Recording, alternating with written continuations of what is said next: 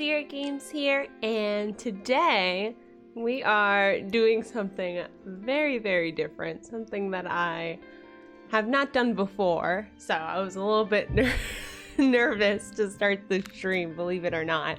I'm not claiming to be artistic by any stretch of the imagination, but I've been really getting into this little thing called needle felting lately, and I really just wanted to show you guys or share with you guys some of the stuff that I'm making. So I've only made a couple of little things, but I wanted to stream it for you guys since that's what I've been doing on my free time. I found it very relaxing, so I was like, okay, well, how about I just get another camera? And I set it up on my desk and it'll be super easy. I'll set up my camera, I'll get another ring light, I'll make everything look decent. And that was it took me like 3 days to set this up, you guys. I don't know why it took me so long, but it took me a really long time. I have to remember that the camera is a little bit different. We're at a little bit of a different angle, so that's why you can see more of my amazing shirts that I wear. You can also see more of my lava lamps, I think. So win-win. You can see more of the stars back here. And yeah, and we have the whole camera here. I wanted to give a shout out before we start to Vegan Tyler. He really helped me out. Let me give him a shout out. What was he doing? He was playing retro games, but he also does miniatures. He paints miniatures on stream, and I absolutely love it when he does those streams. I like putting them on in the background and watching him do his little miniatures and stuff. So he was the first person I asked to give me advice on like what kind of like ring light I should get, like how I should get my second camera, like if I needed something, anything special. And Vegan Tyler's just a super awesome guy. Highly recommend him if you haven't already followed him on Twitch. He's like the nicest guy ever. And he listens to vinyl records, so that's super cool too. But yeah, he helped me out with the setup. So I feel I owe him a great debt. I got everything like set up with the ring light and everything. So if there's technical difficulties or there's like something that falls, I'm just giving you a forewarning that is very possible. That could definitely happen. But yeah, so we got my setup here. We have my microphone a little bit closer. Hopefully you guys will be able to hear me. If you can't hear me, just let me know. Yeah, you can see my long bony fingers. I'm gonna have to get used to seeing my hands. And I covered up my finger. I didn't stab myself already. I have a stab counter on the screen. You can see here on the bottom right corner of the screen, I have a stab counter. Let me see if it's working. If I click, then there we go. It goes up and down. Amazing. I've managed to do that. Anyways, this isn't from getting stabbed, so we're still at 0. But rest assured, our amount of hand stabs is going to increase as the stream goes on. And hi, Mons! All right, you're gonna see me tapping a lot. Like that. Anyways, I have one of my creations nearby. Or at least I did. Oh. It's in like a tissue next to me. How did that happen? We're not gonna talk about that. Here it is. Look, I made this the other day. So obviously I'm very much in the circle kind of family of challenge. I highly suggest if you ever start needle felting, focus on circles, because if you try to do anything else, it's a no-go. It's not gonna be good. I'm cracking myself up. I'm so sorry. Hi, Mel. How are you? Oh no, Mel's here. I was considering practicing, Super Smash TV for the tournament at the beginning of February. But I decided I wanted to do this instead. But we might do a run maybe at the end of the stream. Who knows? Who knows? I'm trying to get good so I can beat Camel, but he's been like, a word around the water cooler is that Camel's already beaten Super Smash TV, and that's not gonna happen for me. So I think the day I stopped practicing was the day Camel told everybody that he beat Super Smash TV. So I'm no quitter. I tried my best up until I heard about that development, but I'm still confident that I'm gonna make top 5 in the Super Smash TV tournament, which is happening in the first week of February. And I'll be doing my my little entry on Friday, because I don't stream during the weekdays. Hey Max, thank you so much for the host. I appreciate it. How's it going? He's gone totally bonkers. He was already good at the game. Like I was saying before, I need to suggest a game for one of Camel's monthly tournaments. I need to suggest a game that I'm good at, but I'm not good at any games. So I don't know. It's not gonna go well. So somebody else who's good at a game should really recommend one to Camel. Or you can recommend it to me and then I'll recommend it to Camel. So then it's like 2 people kind of recommending a game that he hasn't chosen, because I believe that all the games that he picks is he's cheating. He knows too much about the game. You're making Dragon Balls. Yes, you can see we're gonna try to make a Dragon Ball, okay? Obviously, we gotta make the 4-star Dragon Ball. Also, I only can needle felt things that are circles. And even then, it's like a 50-50 chance it's gonna turn into something that you can tell what it is. This is my example. Look, I did a little Pokeball. Obviously, we're not doing a Pokeball, we're doing a Dragon Ball. That should be easier, right? Right, so I guess I'll show you guys how I tear off the wool. It's really, really soft. Get to see my gross hands. I washed my hands, so they're not that gross. It's just the Band-Aid. I'm sorry. You've been hooked on Outward? Oh, me and my boyfriend got Outward, but what happened with that? I don't know. I think I got kind of bored. It's like one of those games that doesn't have very much of a like a goal. So it's hard for me and my boyfriend to agree on what we need to be doing. Maybe that's why we stopped playing. I can't really remember, honestly. Hey, Captain. How's it going? All right, so I got this little thing. We're gonna kind of roll it up here. And I wanted to make it to the same size about as my Pokeball. Just so like I have a whole set of things that are the same size. Who knows how that's gonna go. If it's too small, we can always add on to it. So I'm thinking, okay, let's look. Whatever you know about needle felting is probably what I know about needle felting, but if you stab this wool, it'll get smaller. So right now, it seems like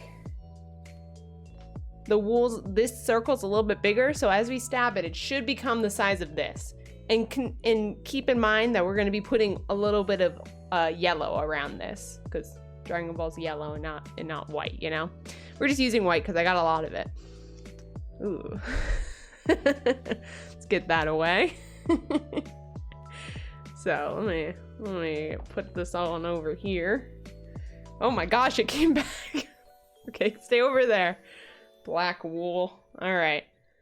Now, this is where I might end up stabbing my hand. We got this device here. Look, there's even a safety on it, so I don't stab my fingers right away. It takes real talent to stab your fingers with this. Nobody saw that. Good.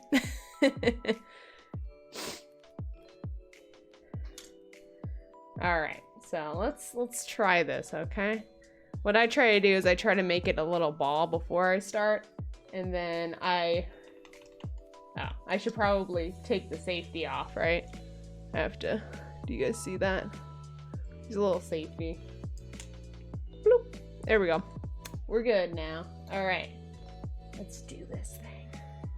I'm really self-conscious about my hair right now, so don't be saying nothing about my hair. It's in that awkward phase right now. Are you guys nervous just watching me? It's gonna watch Sierra destroy her hand on live stream. Maybe then I'll curse. No. I don't usually mess up at this part. So this big thing is basically just to get the shape, and then we'll go in with the smaller needle. That's when the danger level rises. Ye old danger level. Because my needles don't have like a safety little thing around it.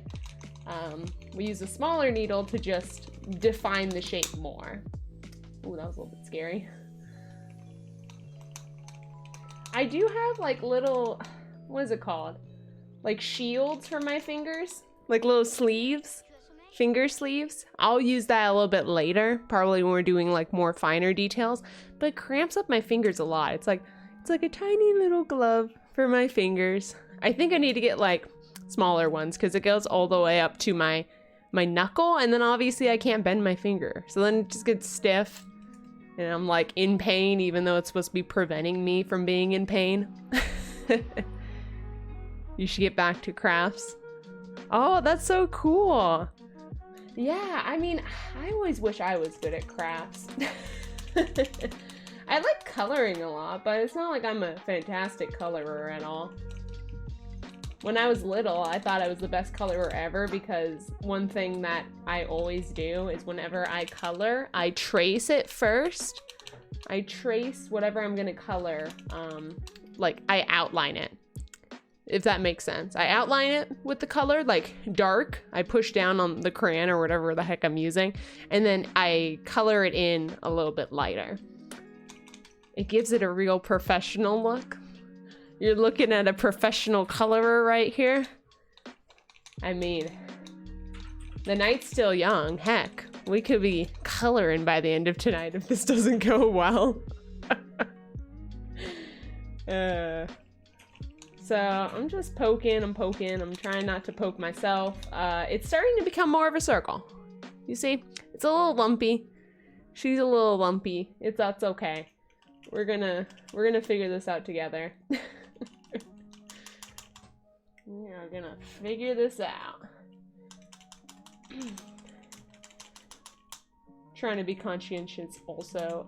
Conscientious? Yeah, conscientious of my posture, so really trying to work on that. Look at me, I'm just don't even have to hold on to it. That's how good I am. It's gonna end up being like a square.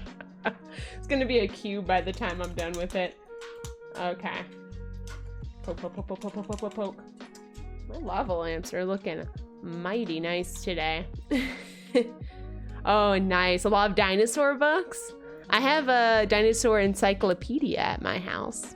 It's like a nice coffee table book, I like to think. It's pretty cool. We also have dinosaur coloring books here too. My boyfriend loves dinosaurs. Pokeball, yep. That's my first needle felting craft that was semi-successful. So I like showing it off. I got credentials. It's right there.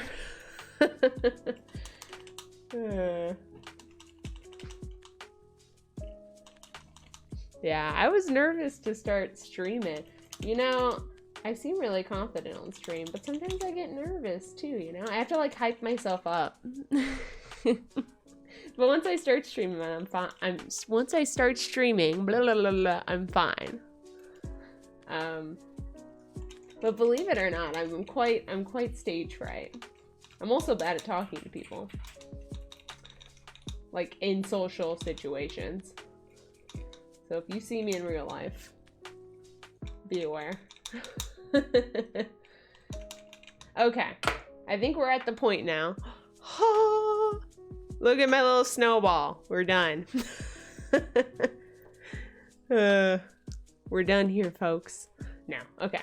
So, was I about right? Yeah, I was about... It's a little bit small, but we're gonna add more orange to this and it will make it bigger, so. Sweet. That's good. Poking it fluffs it up. Poking it condenses it. So how I like to think of needle felting is that I'm stabbing this, woo, it's rolling away. I'm stabbing this little thing of wool, and what's happening is I'm making a bunch of tangles. So I'm stabbing the fibers deeper into it, and this is just like a big old thing of tangly tangles. And the thing that I'm using is just, I guess I can show you guys. It's, how many needles are in here? 7. I was a little bit scared to open up the safety. You can see how much I trust myself. You got the seven needles there. Okay, so now's the dangerous part. Let me see if I even have it. Where is it? Oh, here we go. Look, I have a needle felting kit. I got it from Amazon a couple days ago. And look, it came out with a bunch of goodies. I can share with you guys the goodies and the hoodies for my fingers, of course. It's pretty normal. Cam will tell us even after a year of streaming, he get too nervous. Oh, really? Yeah, you just get so much in your head. Like, you're like worried as soon as you press start, like you'll get a bunch of trolls. Or no, once you start, you know, press start streaming, like you'll get a bunch of trolls, or like no one will show up. Like a bunch of things just run through your head. Or people will say you suck at arts and crafts, even though you know that's not true. Yeah, here's the little sleeves for my fingers. But like, I feel like it should just go up to here, right? Because like, how am I gonna poke my knuckle? You know what I mean? But like, hold on, let me put it on. It goes up to here and I can't bend my knuckle, so it like hurts. We're not gonna use that until I absolutely need to. So we also got, oh my gosh, we have this, which functions the same as this, except it's more dangerous because it doesn't have a safety on it. Dangerous. Don't mess with me because I have needles. All right, and then we got these little pins. Supposedly you're supposed to use it to like hold your piece in place, but I don't use it, probably because I'm not making big enough pieces yet. But that's what these are for, if we ever get to that point. Who knows? We have a bunch of needles. Oh my gosh, there's just a loose needle in here.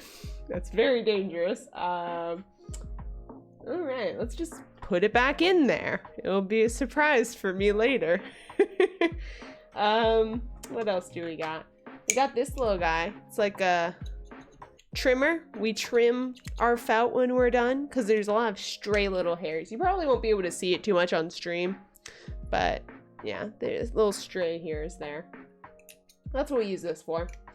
Of course, in these little vials, they make me look like a scientist. The needles are in here. Small, medium, large. Small is for small details. Large is for getting this into like an actual circle. It depends on what you're working on.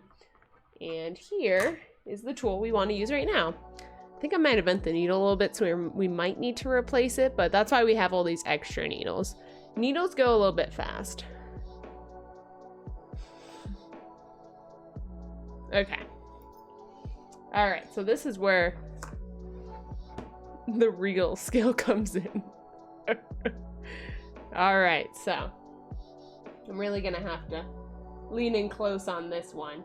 So basically, I'm just gonna stab this thing until it's more compressed. You guys can't really tell, but right now it's kind of like very floofy, which is nice, but that means it won't really last. I don't think. I don't know.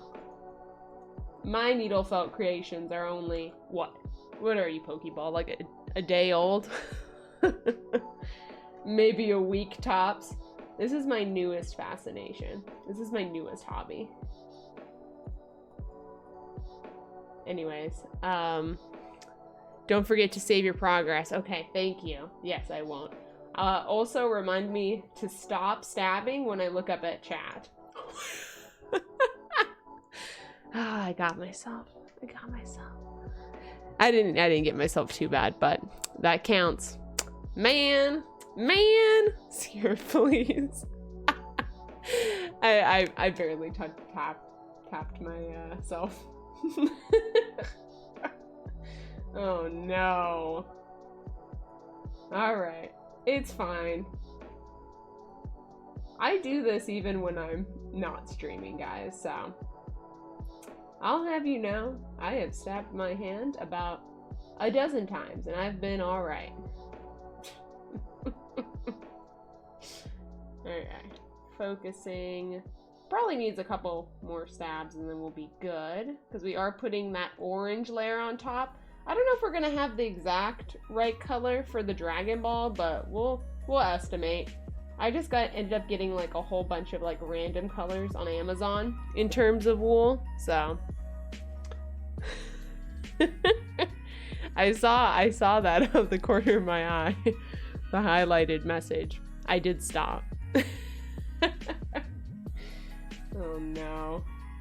It's even worse that I have sound effects on, huh?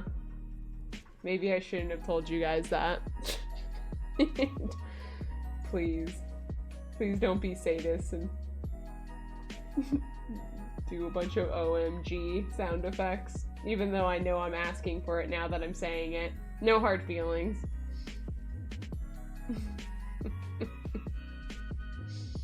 What was I gonna say? Don't be afraid to chat. I'll get used to stopping and looking up. It's just a whole new experience for me. You see, Vegan Tyler doesn't have to worry about any of this because he's just painting. The worst thing that can happen to him is that he paints his fingers. And I'm sure that's standard whenever you're painting something small. Your fingers also get painted along with it, you know? Anyways, when I was setting up everything, I was watching a lot of different needle felting streams on Twitch, and there's not that many. I looked it up, and like there's only like a handful of people I saw, so I'm niche. I'm a real hipster now. Watch out. Hipster Sierra coming through. Needle felting pro. I'll needle felt circular orbs all day long. Start my own Etsy page selling needle felted snowballs. $5 a piece for this beauty. This beaut can be yours.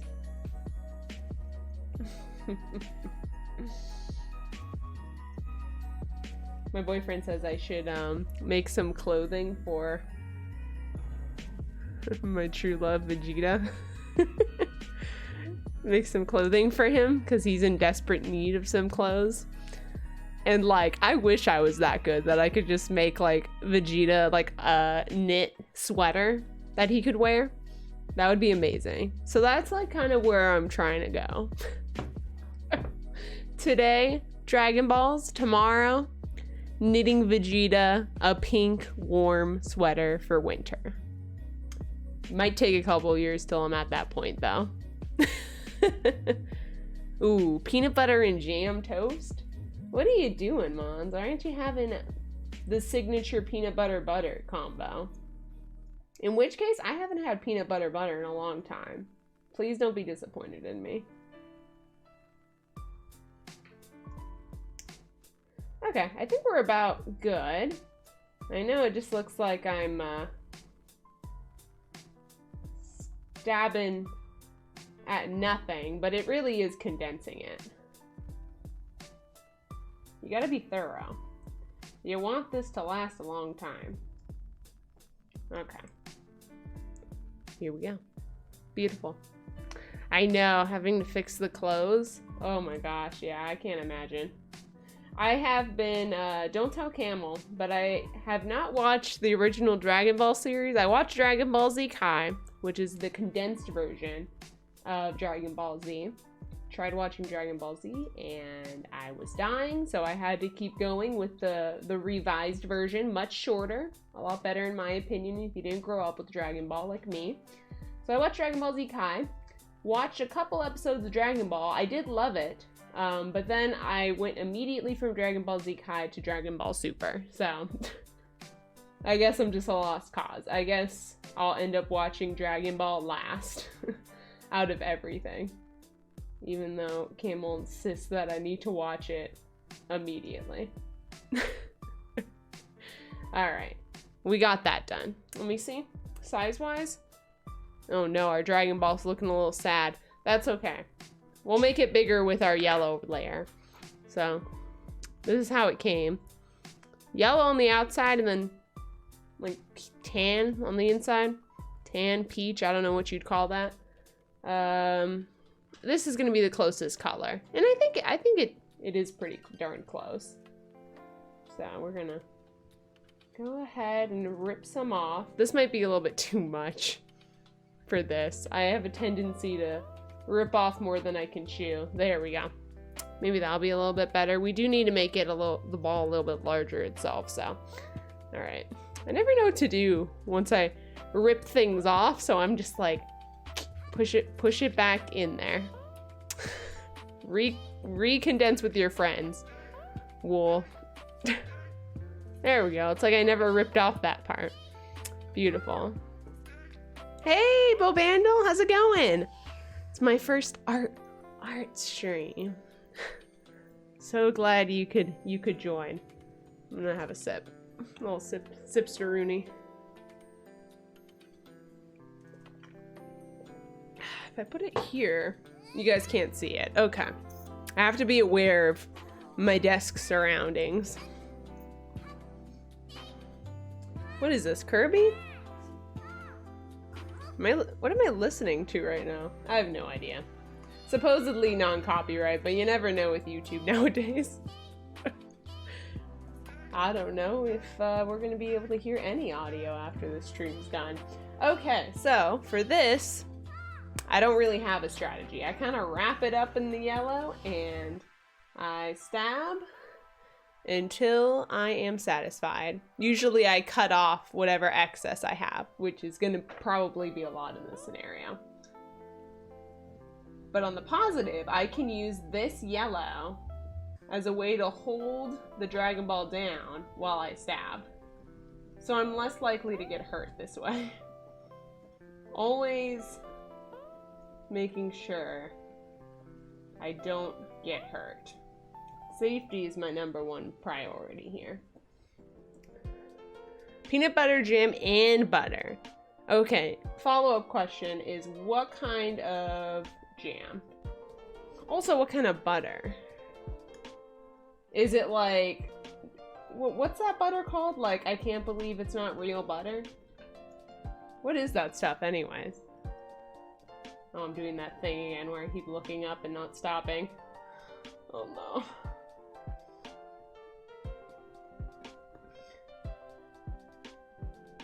Oh, you know what else I could make? I could make a tribble. That would be easy, right? Trying to think of other easy things I can make. I don't know if this Dragon Ball is gonna it's gonna turn out. I'm a little bit nervous. That's okay. We can fix. We can always add more wool. We can't take out wool, but we can add more. If it's not like yellow enough. I see some bald patches. Our Dragon Ball's got some bald parts. It is fake butter. I knew it. I knew it, Mons. I could smell it from here. The fake butter. Alright, I'll see you in a little bit, Captain. Peanut butter and jam and butter jam and jammy butter. Butter jam. Oh, strawberry jam. Okay, you've almost redeemed yourself, Mons. I love strawberry jam. I only like a couple types of jam. I like strawberry jam. I like raspberry jam. That's it. Did it sound like I was gonna list more? I thought I was gonna list more too. And I don't even really like raspberry jam that much, so I'm very much a strawberry jam kind of lady. Strawberry jam, you would say, is my jam. Okay, that was bad. Okay. Come on, wrap the yellow around, please. Okay. Okay, I have to get a little bit closer. So we're gonna start slowing down a little bit.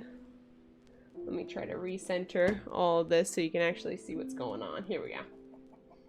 So we gotta make our stab a little bit more purposeful.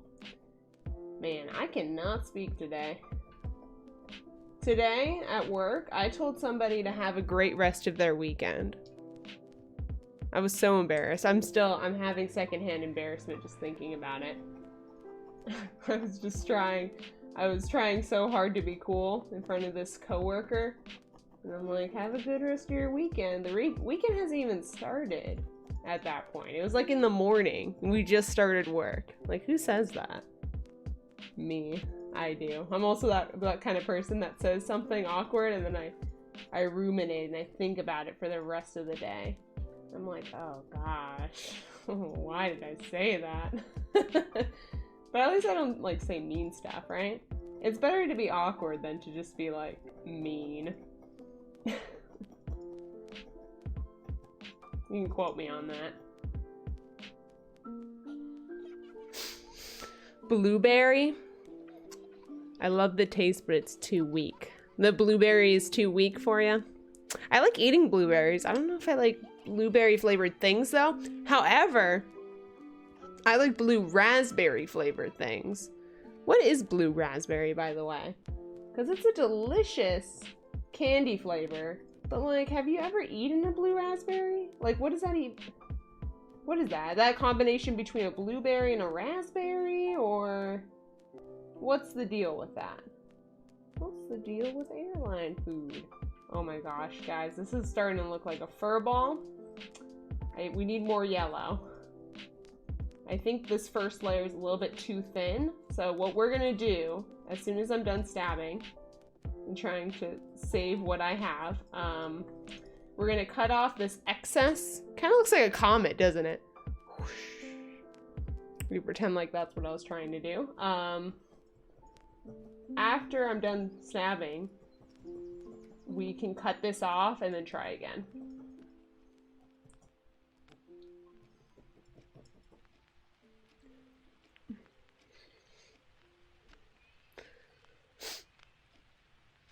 The jam connoisseur.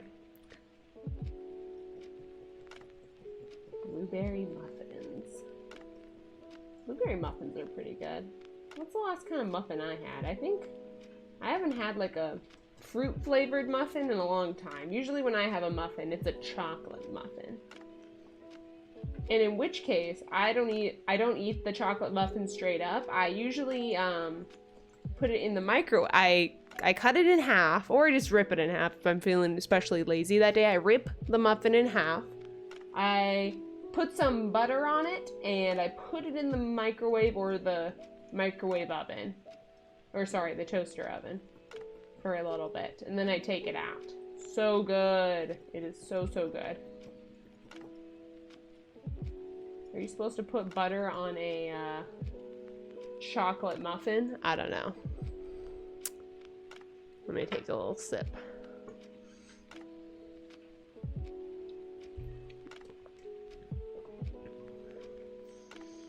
Oh, is that true, Mons? That blue raspberry was from an old flavoring for raspberry candy? Because everybody's got like a blue raspberry flavor. I love blue raspberry flavor. Every time I get like a new candy or something, I either think that the red is going to be the best flavor or the blue, because usually blue means it's blue raspberry. Is blue ever not blue raspberry? That's the question. What else? What other flavor would it be? Ocean flavor? Tastes like the ocean. It tastes like fish.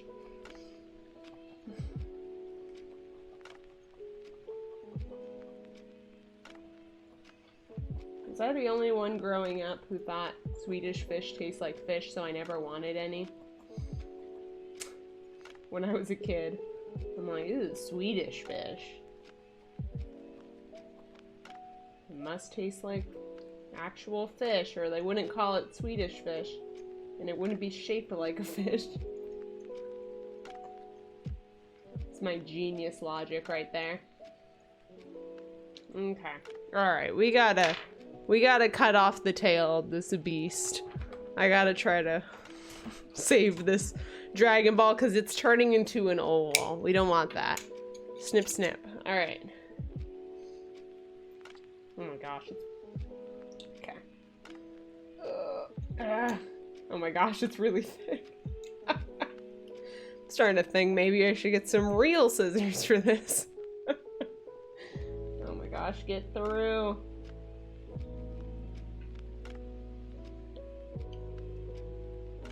Cut.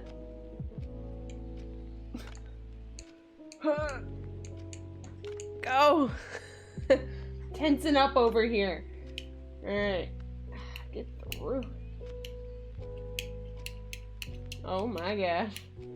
This thing really is only for those little hangy pieces of cotton. There we go. Ta-da! Alright. We got rid of that little excess bit. And now we are going to figure out what we're going to do with this. I suppose we could just wrap it back down. There's going to be a little white spot in the middle, but we can cover that up later. We need the Dragon Ball to be, yeah, a lot thicker. So rolling it over itself, I think, will work quite well. So we won't see the white anymore. Okay, so I'm going to try to grab the tail of this thing. There we go. Now it's looking more yellow. The white was poking out a lot before, so I'm hoping that this will go ahead and fix that. Hey, Jet Set Geometry! Welcome to the channel! We're gonna need some bigger scissors. We're gonna put that away. Yeah, maybe I shouldn't be using that to cut off that big ol' yellow piece we just cut off. That might make it dull? I don't know. That's what happens, right? To scissors? Especially small scissors. They get dull, right? Before I started needle felting, I was like, oh, I looked up online, like, how do you sharpen needles? Spoiler alert, there's no easy way. Also, spoiler alert, all the answers were like, just buy more needles. I think the needle that I'm using is kind of on its last limbs right now. Partly because it's bent, and I don't remember purposely bending it, nor would I, so. Kind of looks like I'm making a banana, doesn't it? There's the a circular banana. Hey, Castle!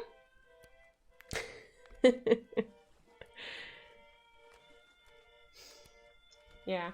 This is a banana now. It's not the Dragon Ball you thought it was gonna be. It's actually a circular banana. Part coconut, part banana, what I like to call it. I don't know what we're gonna do about the top, you guys. I did include in the title of this stream that I'm a newbie, so it's all about having fun and chatting. Also, art is subjective, so don't come at me. We should also count it as a mini win that I've only stabbed myself once this evening, so go me.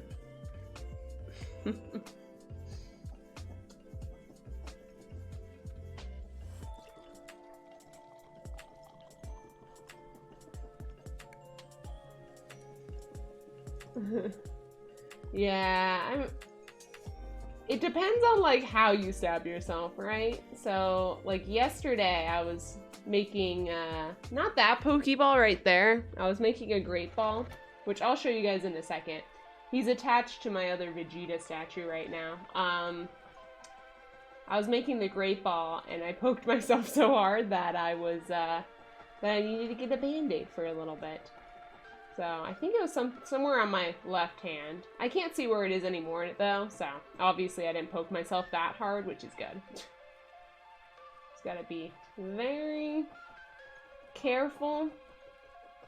Also, if you're stabbing just straight down into the needle, into the wool, I should say. If you're stabbing straight down into the wool, you really shouldn't be stabbing yourself, but I'm clumsy, so.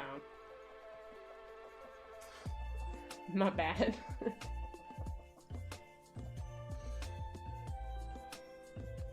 It's always a bummer. I mean, I'm not saying that I'm like, I accidentally stabbed myself and I'm like, whoopee! Woo! That's definitely not the case. So you're taking a strong stance on getting stabbed on accident with a needle is a bummer all the time. It's quite a strong opinion you have there.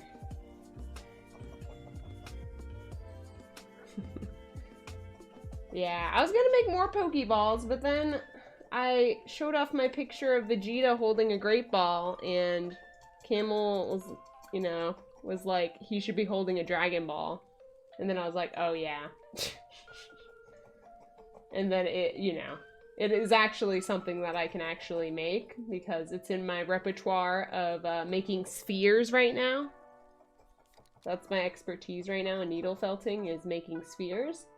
So I'm like, I'm gonna do that on stream today. There's a lot of hair just everywhere. Hot. Tamale hot. Medium salsa. Nice. I feel that. I'm picking up what you're putting down, Geometry. We'll get along well. Is it, what kind of music is this? You guys hearing like Luigi in the background? Oh my gosh. Luigi's my least favorite. Oh wait, no, that's Mario. I thought I heard Luigi for a second there though. I wouldn't be surprised. Luigi, hot take. Here comes my hot tamale, medium salsa hot take. Luigi is my least favorite Nintendo character. I don't like him. He's just...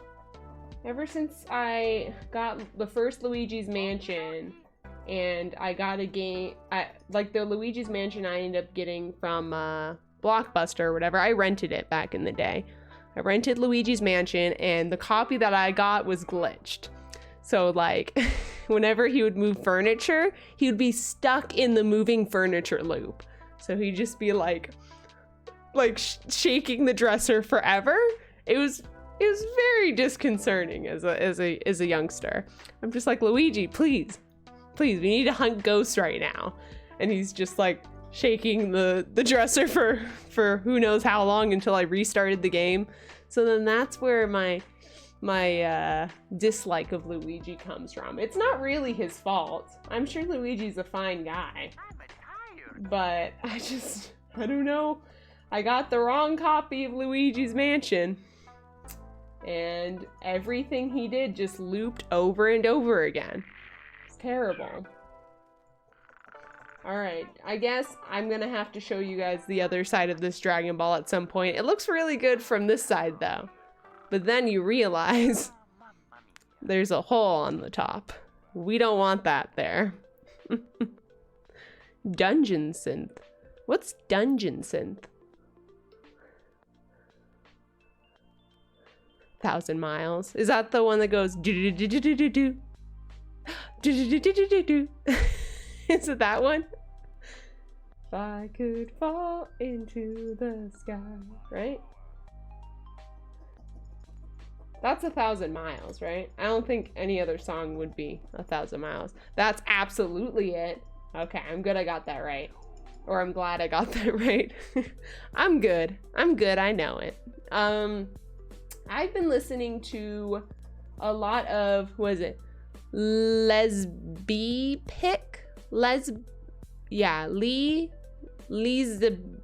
Pick or whatever. He makes Dragon Ball remix songs on YouTube. I absolutely love them. They're like supposed to be workout songs, but obviously I don't work out. So I just listen to them. When I'm trying to pump myself up before work, I listen to some Dragon Ball remixes, and they are so good. I mostly listen to the Vegeta ones. Those are my favorite. Alright, when am I gonna address the fact that there's a huge bald spot on my Dragon Ball? Any moment now. Once I'm done stabbing around the area of weakness. Your girl T Swift.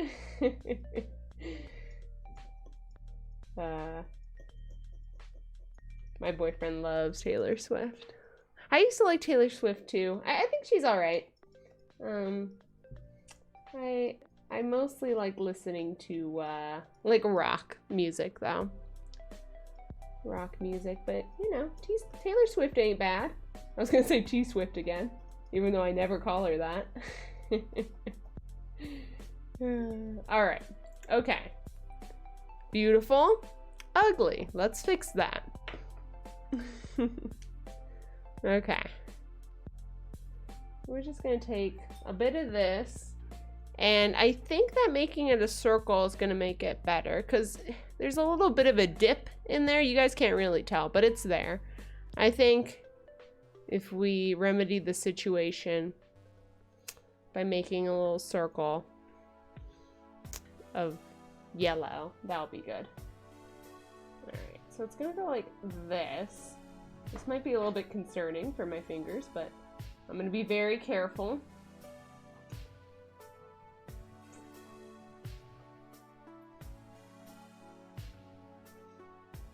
I hope this doesn't make it look like a cup with like a lid. I don't think it will. We just need to really poke it down.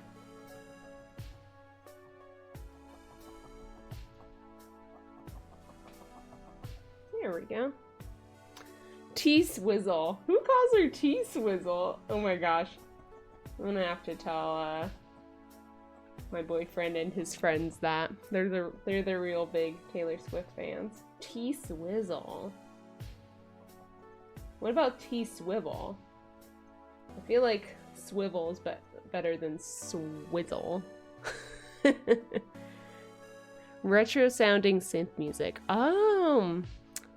Does Metroid have Dungeon Synth? Can you name like a video game that has Dungeon Smith? I might be able to imagine it better if I have like a video game example. Since that's like the media that I consume the most, I would say.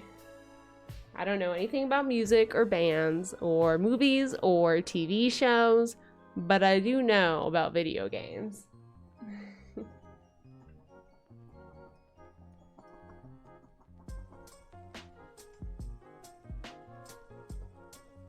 Okay, so we kind of fixed it. We still have a little bit of a white spot here though, so we gotta put a little bit more right here. People. I'm assuming I am those people. Swivel. Sizzler. I do like Twizzlers. What's a sizzler? Is that like a cool word for a grill? You don't call it a grill, you call it a sizzler. Alright, this is a little bit too much. Hold on. We just need a tiny bit for this white spot that you guys can't even see on camera. Where is it? There it is. Okay, we're just gonna apply the bandage right here.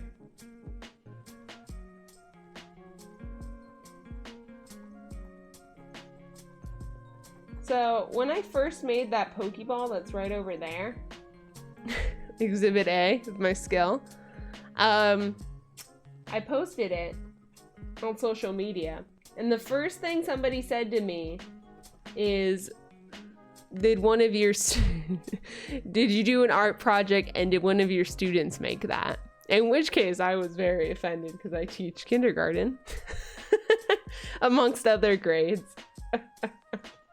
I'm like, no, I responded immediately. I was like, no, I made it for fun. They're like, oh. And they didn't say anything else to me. So I don't know if that was a good or a bad thing. Maybe the subject matter took them off guard. You might be surprised to know that I don't run around talking about Pokemon all day at work. Nobody would understand.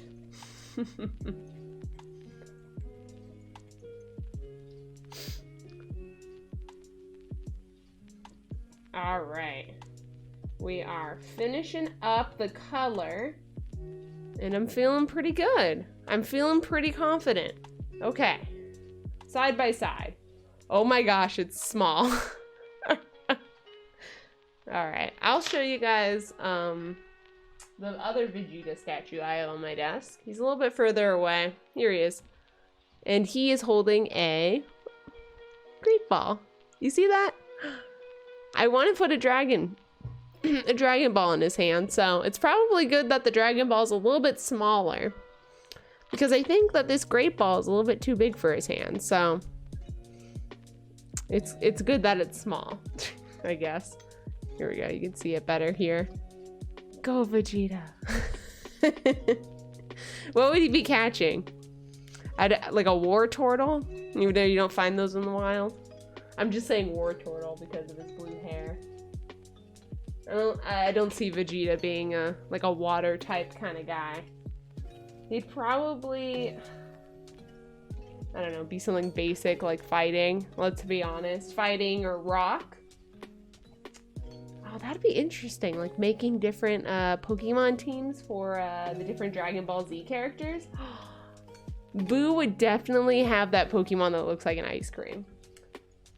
My bad for not knowing what it's called, but I have some friends who know even more about Pokemon than me. I know all the Pokemon, I just don't remember all their names. I used to, but then I think after we got past 500 Pokemon, I started losing track of the names. Garbodor. Garbodor is literally garbage. Yes, you didn't imagine that Pokemon. That Pokemon really exists. And he is terrible. He is garbage. No, but I actually think he's pretty strong, isn't he? Like in actuality. Okay, here it is. We have the ball here. Now, we get rid of this yellow. We don't need it. I'm gonna reattach it like a pro. Here we go. Get on in there. Just like new. Okay. I don't think having this on the side is very aesthetically pleasing. Sorry for salting your eyeballs for all that time. Now we need the red stars, which are just going to be red polka dots, because it's so small that we don't need the points on them, which is good because I don't think I'm that skilled to do that to begin with. But we're going to need to get such little red. Such little. Much little, much wow. This should make 4, right? I think even that's too much.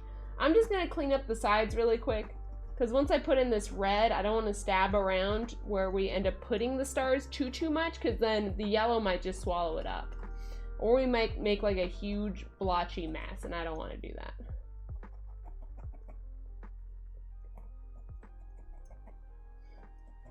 Ooh, I'm hearing some Kingdom Hearts. I'm hearing some Riku. I used to love Kingdom Hearts as a kid. When I was in high school, Kingdom Hearts 2 was my jam. I wrote a lot of fanfic involving Roxas and Axel. It's my yaoi stage. You don't want to read that Garbaggio. Some of it was pretty cute. Some pretty cute though, I gotta say. But yeah, I was really into Kingdom Hearts 2. Not so much the first one, but the second one with Organization 13 was the best.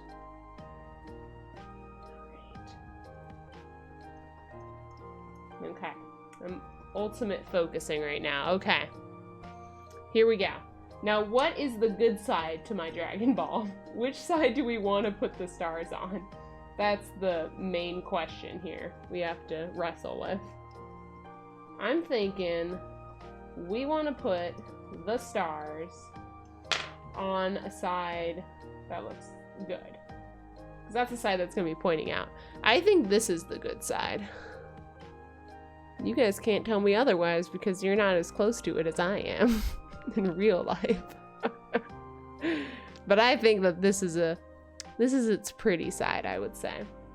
So we're going to leave it there. Hope it doesn't roll. stay. We're gonna grab some red.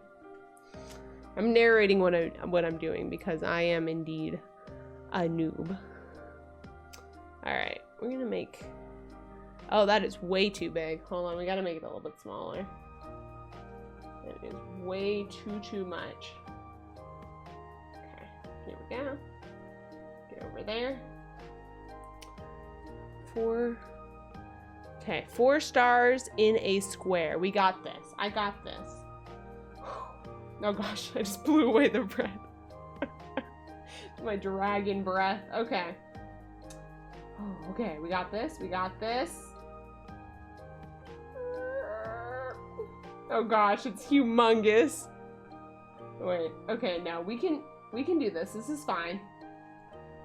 Oh no, okay. Once, you guys can't see anything because my fingers are blocking it, but you don't want to see this mess right now. Oh no. Okay, hold on, I'm making it smaller. Okay.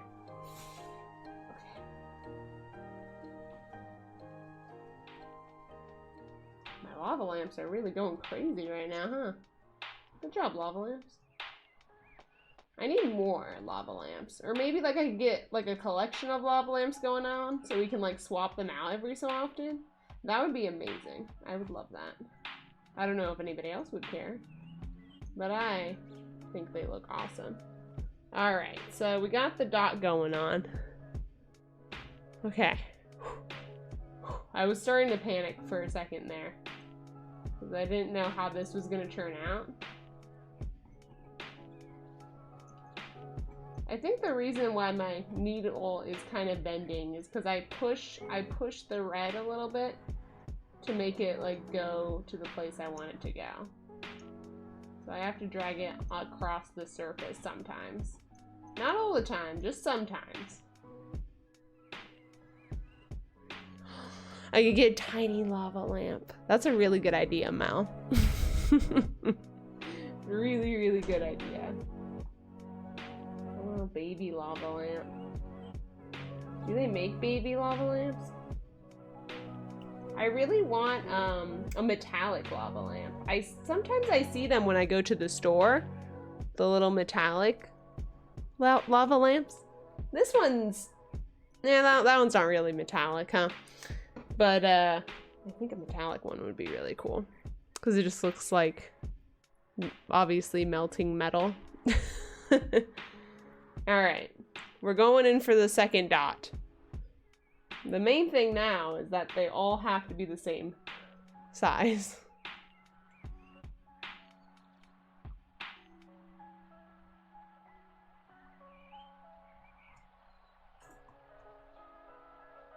Or roughly the same size. Let's not write ourselves into a corner.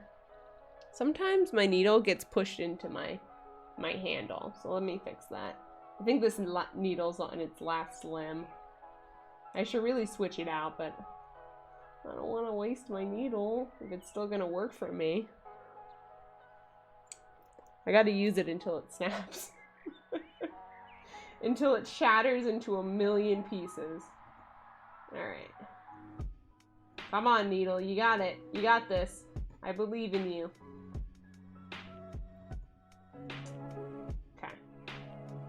Okay, the second one's still a little bit big, but we're still shrinking it, so don't you worry. Don't you worry, Sierra's on the case.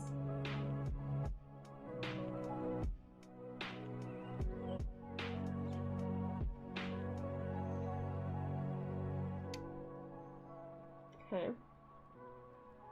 It looks like I'm making an emoji right now, and I don't like that, so I'm hoping it starts looking like something else real soon.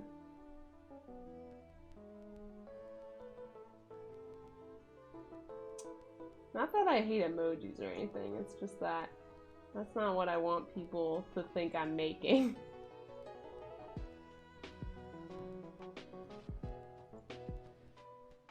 All right. Okay, yes.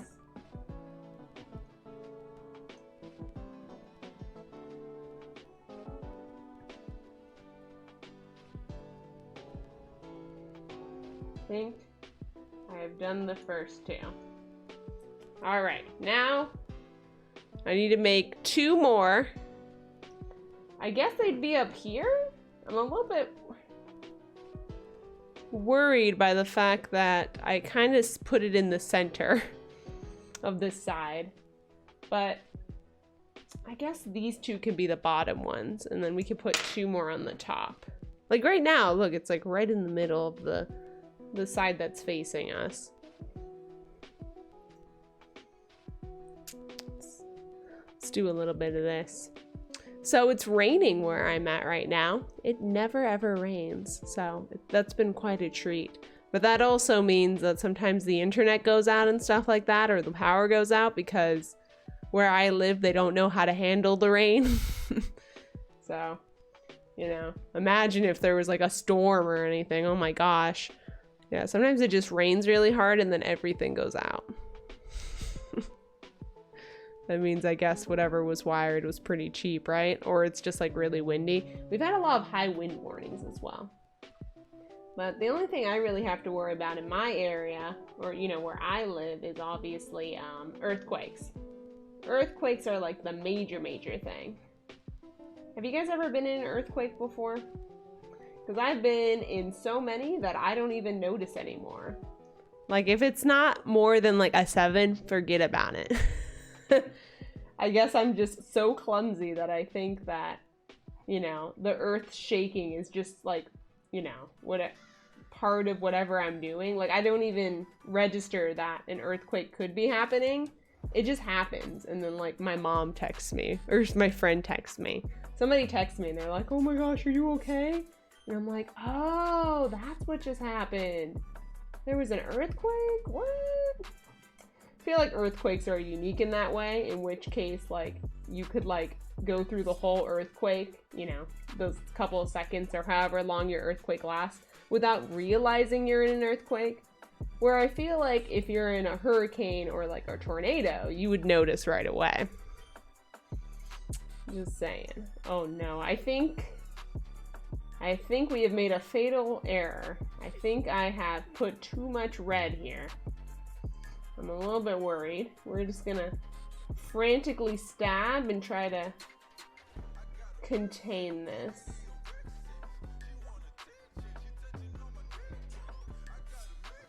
What is this wrap?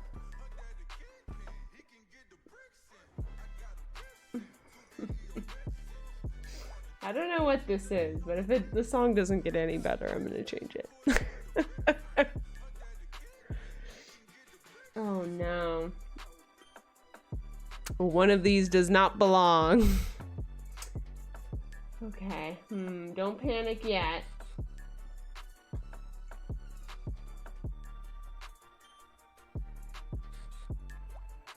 We gotta bury the red in the yellow. Oh yeah, this needle is definitely bending along with me because I am panicking. I feel like I'm doing some sort of surgery, but it's not going well. Oh, what's that sound? Oh, that's the sound of the music being done. There we go. Oh, it's 19 degrees where you're at? Oh, that's really cold. Yeah, it's like, it gets down to the 30s here at night, and oh my gosh. Like, if I need to go to the bathroom or anything, like, I really have to weigh my options. Like, do I really need to go to the bathroom? Do I really need to get up and brave the cold?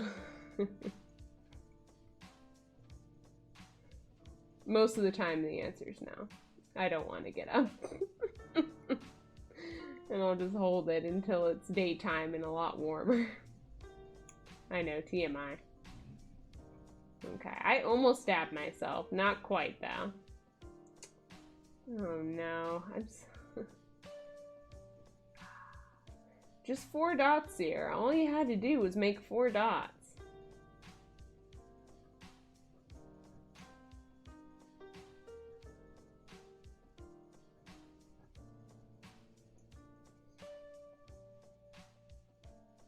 There's gotta be a way to perhaps like put some more yellow around it or something. in an effort to make this look smaller. I mean, I think I'm trying to do all I can right now.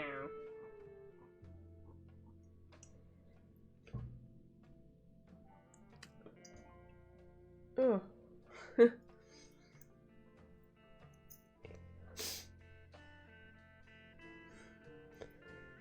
Oh man, it's cold and you have no snow? I mean, I guess no snow is good, right? Isn't snow annoying for a lot of people? Oh, there we go. I think I almost fixed it. Yeah. Oh my gosh. I've just like squeezed the wool around it and I kind of tried to like dig it in to the yellow and it kind of worked. Sweet. Okay. There we go. We're just gonna leave that dot alone or else I'm gonna keep poking at it. It's probably just gonna make it worse. You know, it's kind of like when you get like a scratch and you want to scratch it but you're not supposed to. It's one of those things. Okay. We got another little red dot coming up.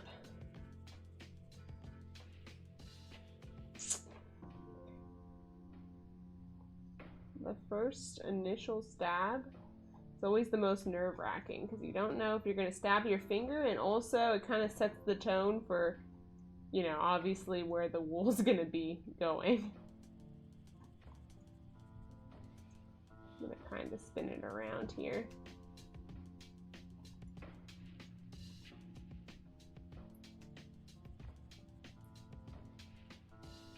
There we go. Very nice. Yeah, so it was raining today. I don't own an umbrella, I realized. So I went to my mom's and I told her that I didn't own an umbrella. And she gave me my brother's. My brother wasn't very happy about that. She's like, oh my gosh. Here you live on your own and you don't own an umbrella? I'll just give you your brother's. My brother shot me a look. But he never leaves the house, so I'll be using the umbrella more than he does.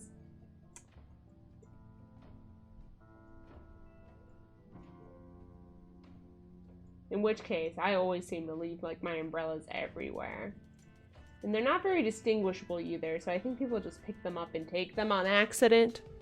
I'm not accusing anybody of being an umbrella stealer, of course, but I'm just saying some people pick up my umbrellas. All right. So we're finishing up here, and they definitely don't look like stars. I might have, you know, been overzealous and made these little red dots a little bit too big. Hopefully from a distance though, you can kind of get the gist. That's all I really want. I'm gonna stab these little circles a little bit more in an attempt to make it smaller.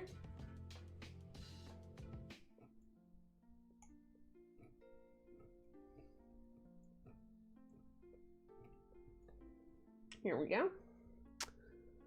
But I think this is our finished product right here. Pretty nice, huh?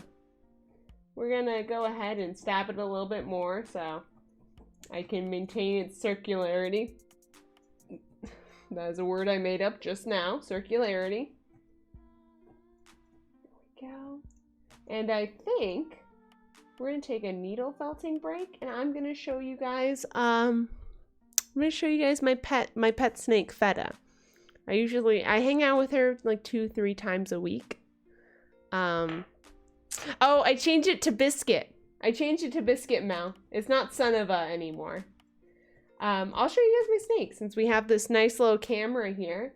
Hopefully she'll be in a good mood. You son of a biscuit. And I can show you guys her. And then we can think about what we want to make next for our next needle felting adventure. Let's see here. Yeah, it ended up being a little bit smaller. That's okay. Anything that I do is, you know, additional experience, right? That's how you gotta think about things. Not as a you know, that anything's a failure, but everything that you do is just extra practice. That's what I like to tell my students. So that's what I choose to believe for myself. Okay. So a little bit more stabbity stab stab. We've only stabbed ourselves once during this creation of the Dragon Ball. Here we go. Ta-da! Okay, let me go ahead and get our little cutter out. And I'm gonna cut off all the little fuzz that you guys can't see. I'm wondering if I'm supposed to clean the actual felt block itself. I feel like I should. I guess you just wipe it off, I suppose. Maybe I'll go do that when I grab Feta. Not the cheese, but my pet snake, Feta. I'll grab her, and then I'll also try to get this a little bit of fuzz off. It'll just take a couple minutes.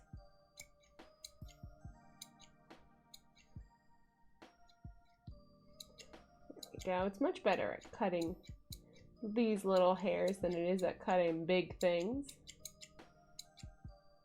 Might be wise to grab some actual scissors from our next little project we decide to do, whatever that is. There we go. Something very satisfying about the sounds too. This, you know, stabbing things is very calming, and also these little scissors are very calming too. All right, there we go. Ta-da!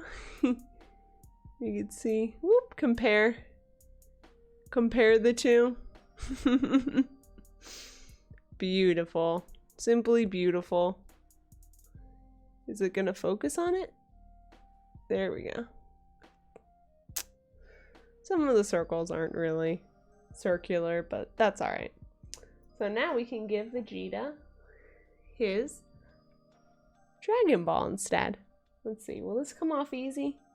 Yeah, it does. Okay.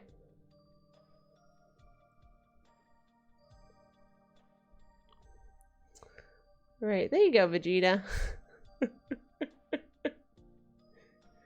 Gotta collect all the Dragon Balls so you can become immortal, buddy. Even though I think he's already in God mode with this hair. I haven't seen all of Dragon Ball Super yet, so no spoilers. Alright, there you go. That's a lot better, right?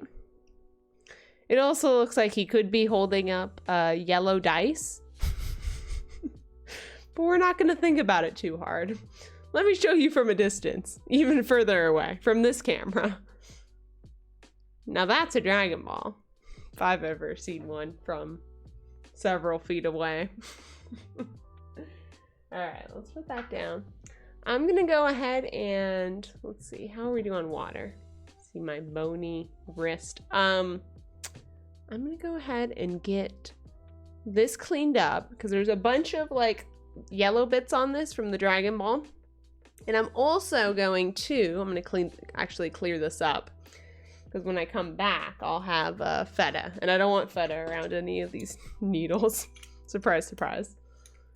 Let's see here. I don't really let her crawl on anything, so I'll probably just be holding her up to the camera. I get a little bit paranoid when she's like sneaking along on surfaces. We can keep out the Pokeballs for her to look at, but not touch. I'm a very protective snake mom. Okay. All right, it's nice and ready. I'm gonna put you guys on the be right back screen. I'll be back in just probably like 2 or 3 minutes. I'll be back in 2 or 3 minutes, and I'll have my cute little snake Feta to show you guys for the first time on stream. Hopefully she's in a good mood. All right, I'll be right back, you guys.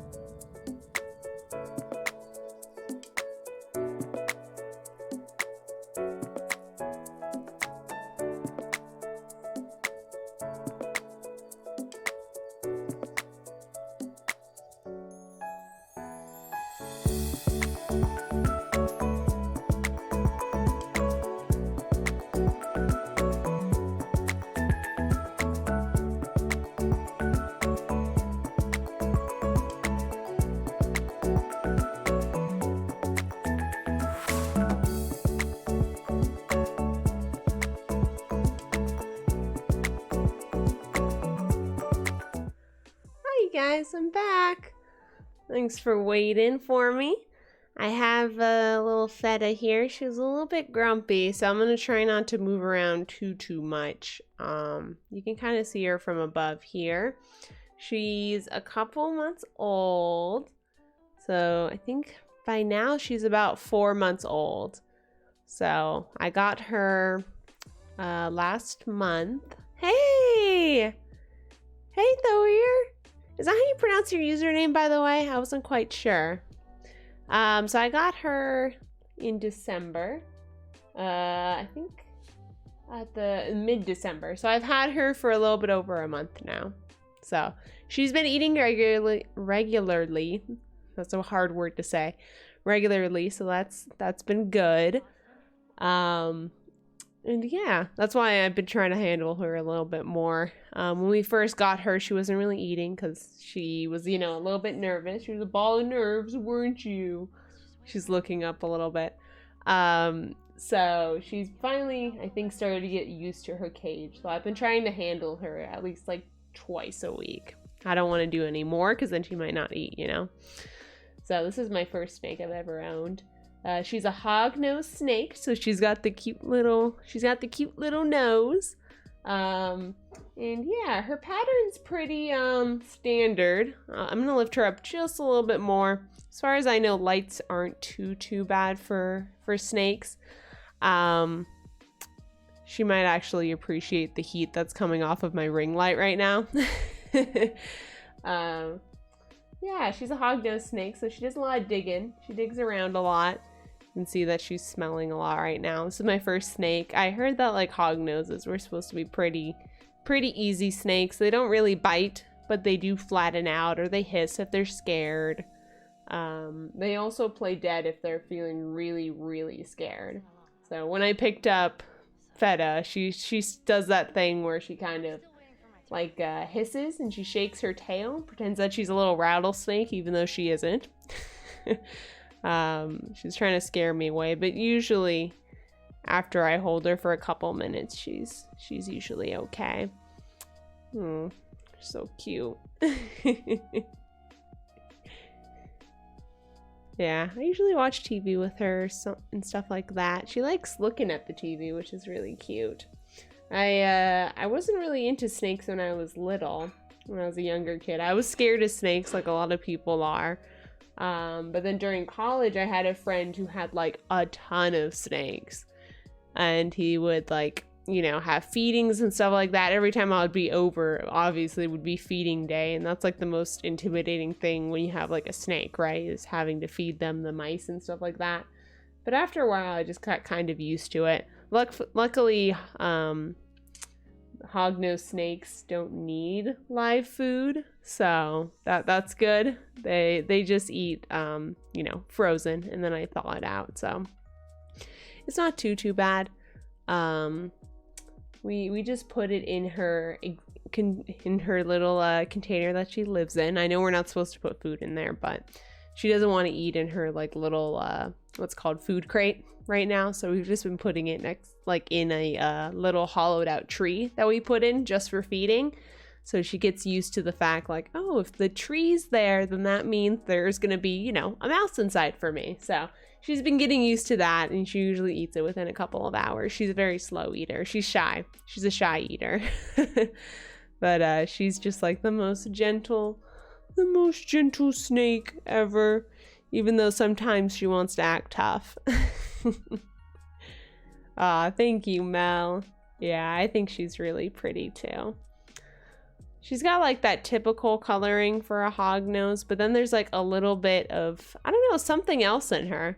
I think at some point maybe her mom or dad or something maybe had a mix of something, because her patterns, I don't know. I don't know that much about snakes, so don't take everything I say at you know, as the 100% truth.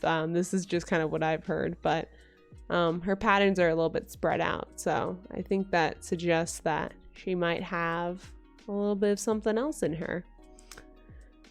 She's also one of those snakes that scares me because she loves to be on like the cold side of things. We have a cool side and we have a warm side of our exhibit, and as I said before, it's been getting to 30 degrees outside. Sometimes it gets a little bit chilly in the house, and she just does not. You just don't want to sleep on the warm side, do ya? We have like a heating pad for her. We know it's not too hot underneath, so that's not the issue. She just likes being cool. She's a snake that's obsessed with being cool. So I guess I can't blame her too much. But every time I pick her up, she's just a little bit cold. So I'll try to warm her up.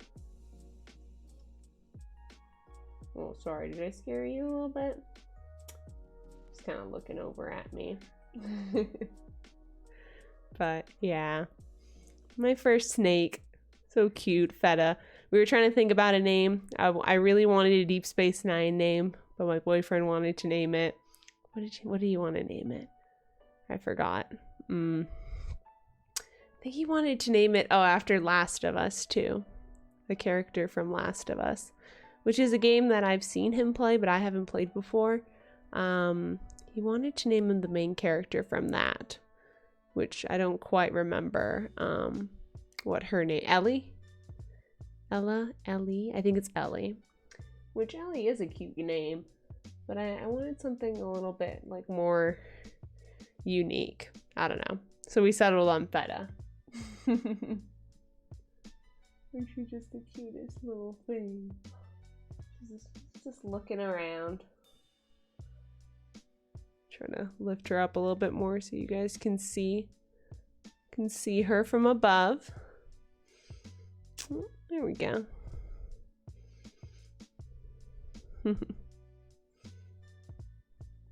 But yeah, she's been doing well. She's been getting used to everything.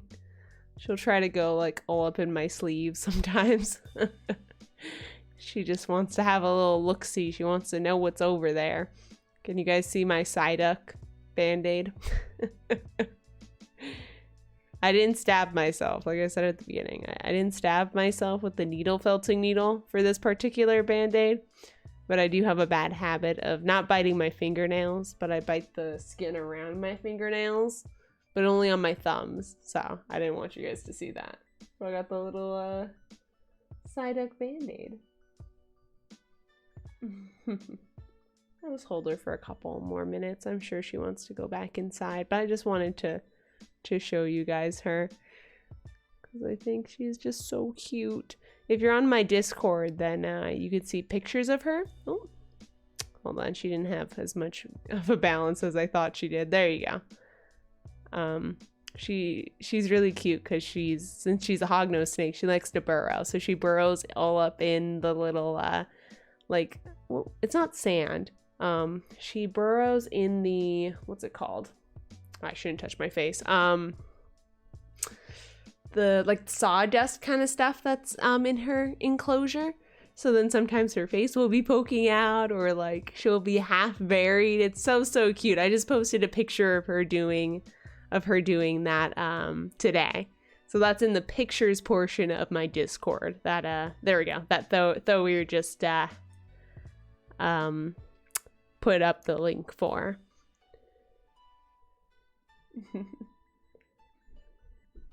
There she goes. Let's see if she'll do a little bit of climbing on my rings. My jewelry of choice is like rings. I wear these rings so much I don't even feel them anymore. Oh, by the way, Thoir, how's your Minecraft runs going? Oh, you can see her belly right now. Pure black. Hold on, I want to make sure she doesn't fall. I'm going to lower her down a little bit because she's a little bit wobbly.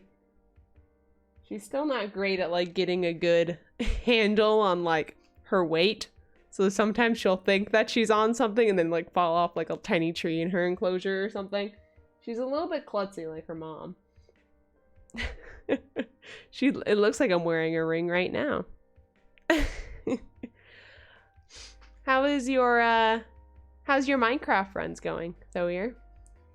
Thoir's like such a good like speed running Minecraft person. I wish I explained that better. I didn't know about it, like speed running for Minecraft, but like I really enjoy watching you do your speed runs. Sometimes I'll like stay up watching you because like you stream usually a little bit later in the evening during the weekdays too, right?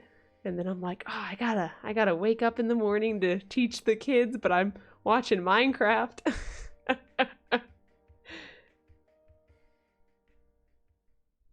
I'm sure it's kind of, you know, me watching you play or do the Minecraft speedruns. I'm sure that's how you feel when you do them. You're like, oh, just one more run. One more. Oh, you can't even see Feta anymore. Oh, there she is.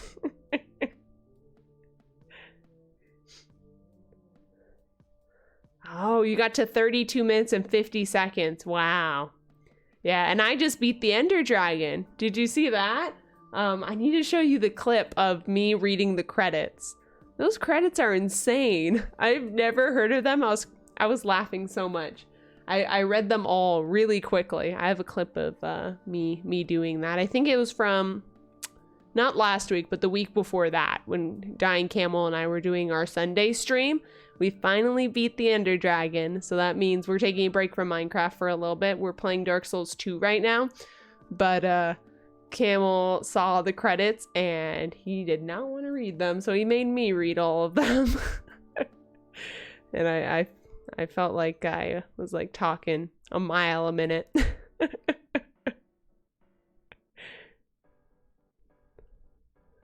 Are you interested in the Pokeballs? I don't know how she would feel about them. Do you like the grape ball? You got expensive tastes.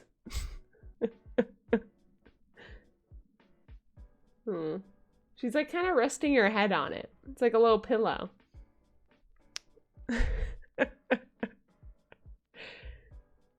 Oh, she's just too cute. Oh, she's kind of pushing it. She's pushing it around. So what should I make next? Once we put away Feta, we'll make like one more thing. It did take me like an hour and a half to make that Dragon Ball that we just made. You can look at the top left for the reference picture for that. But we need to think of something else to make. What's... Woo! Sorry, little guy. Hold on. Woo! Feta, you're really... There we go. I didn't know which way she wanted to go, so it ended up being kind of awkward. There we go. She's got a good handle on my hand now. So we made that 4-star Dragon Ball. We need to make something else that's circular though. So I'm open to suggestions. It just has to have a circular design. We could try to make a Jigglypuff. That could be our last needle felt creation of the night. How big do they grow? I believe she's gonna grow to be about 3 to 5 feet. So she's very, very small. They don't get to full length until they're about 5, I think. 5 years old. So they live a long time. Hi, what are you looking at? She's raising her head a little bit. Kind of looks like something might have caught her eye, or maybe she's looking at something to climb on. What are you doing? I can't tell if she's spooked by something. I think she's a little bit spooked right now. Oh, don't be spooked. Yeah, when I take her out, it's usually like 30 minutes at a time, so I don't know how long I've had her out right now. I think like 15, 20, so she might be kind of over me. And you don't even really, I mean, snakes aren't like super, super social.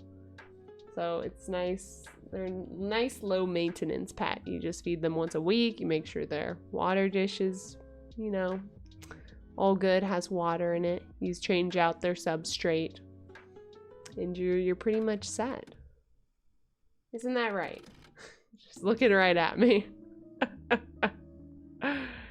The red eye orb, you use it for invading. What, in Dark Souls 2? Yeah, I'm excited to play some more of it on Sunday. I'm really, really excited. Camel and I played so much of it last Sunday. I'm hoping we can get through a lot more of it too. I'm really enjoying it. I think Camel said that it's his least favorite game, right?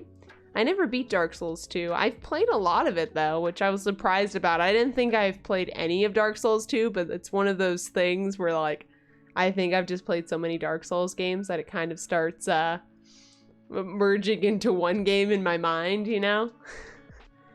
I'm still looking to buy a PS5 though. I really want to play Demon Souls, and I don't know if I'll be able to wait for Camel to play it, because if I get a PS5, all bets are off. I'm gonna want to play Demon Souls right away.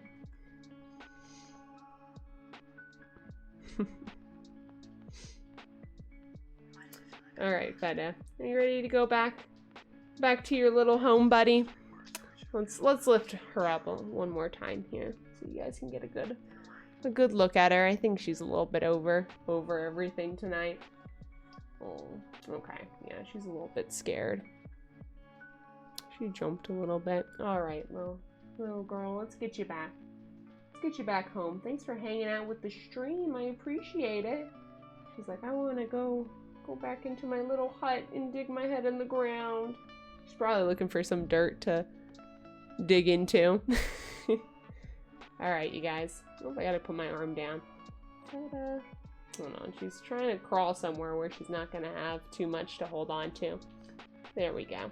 Okay, I'll be right back, you guys. I'll be back in about a minute, and we will decide on what we are going to needle felt next. Say bye. Say bye, Feta. Bye, everybody.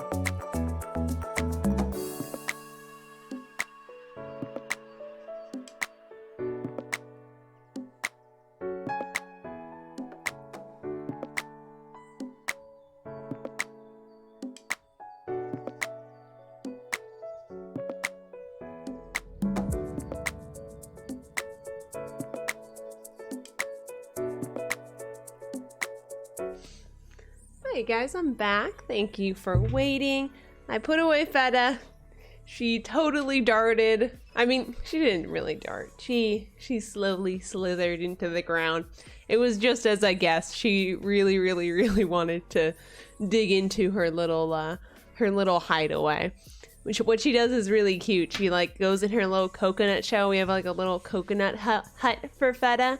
And she sits in there and she always looks out. She always has her head poking out, which is really cute. She watches my boyfriend and I as we do different things. She lives in the living room, so that's kind of like where we usually are when we're not in our game room / office.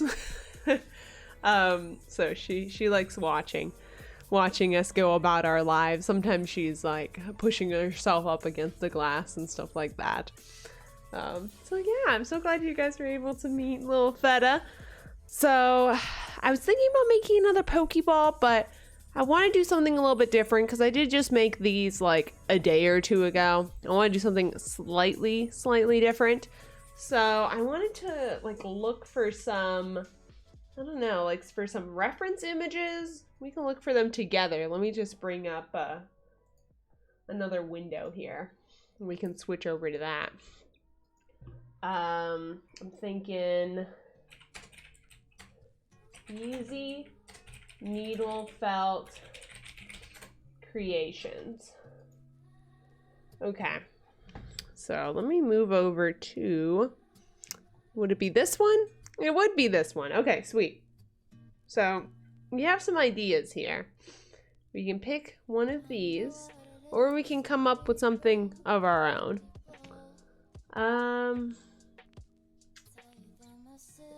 These are like little heads. That's pretty cute. I kind of like this little chicken looking thing. That's really cute. Those little eyes. I do have a hot glue gun. That was my newest purchase.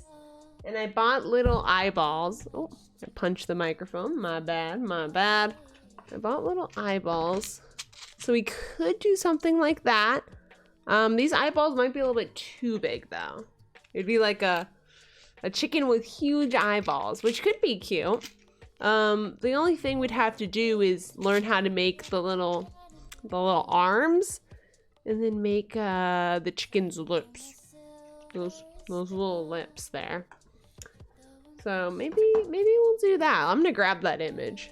We're gonna try that to do this chicken here on the left, or even better. I like how this one looks. So let me switch. We're gonna do that. Oh my gosh. What happened? What happened, Mel? Oh, you were showing me an image? Oh my gosh, what is that? Hold on, I'll show it. What is that? What'd you send me?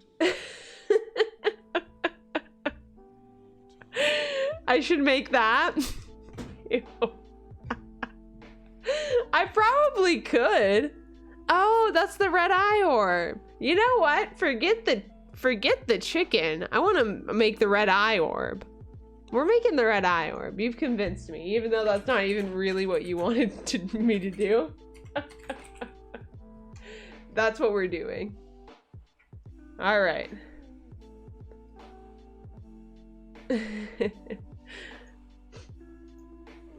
That looks like perfect. So there we go. It's humongous on the screen. Let me shrink it down to size. Wow, beautiful. The thing is terrifying. It's so textured too. I feel like we can make it work. Nice. Yes, yes, yes. Even though that wasn't your intention, Mel, you've inspired me. I'm inspired right now. All right, let's get my bony fingers out. Tap, tap, tap, tap, tap. Sometimes I think about doing ASMR and then I realize that I'm way too loud of a person to do that. So I cleaned my needle felting board as best that I could. And we're gonna go ahead and make the thing. We're gonna use white as the base because I do have a lot of white wool. So let's go ahead and pull that out first. We want it to be bigger than the Pokeballs. We want to emphasize that yellow eye. Very excited. He is the stage of a talent show. I don't know, Mel. I didn't instantly recognize it. But have I even picked up the red eye orb in Dark Souls 2 yet? It's only in Dark Souls 2, right? It does look like he's about to sing. He's a star. Oh my gosh. Okay. I'm thinking we're gonna make him a pretty chunky. And by chunky, he's still gonna be kind of small. I mean, like, I want him to be twice as large as the Pokeballs. Let's do a little bit more. We want it to be pretty hefty. How large do you think the red eye orb is in the game? Is it about like the size of your hand? Or is there not really a comparison? Yeah, that's pretty good. It's at least twice as big as that. Obviously, we're gonna add red around it, so that'll make it larger. I say as I grab more, it's not enough. All right.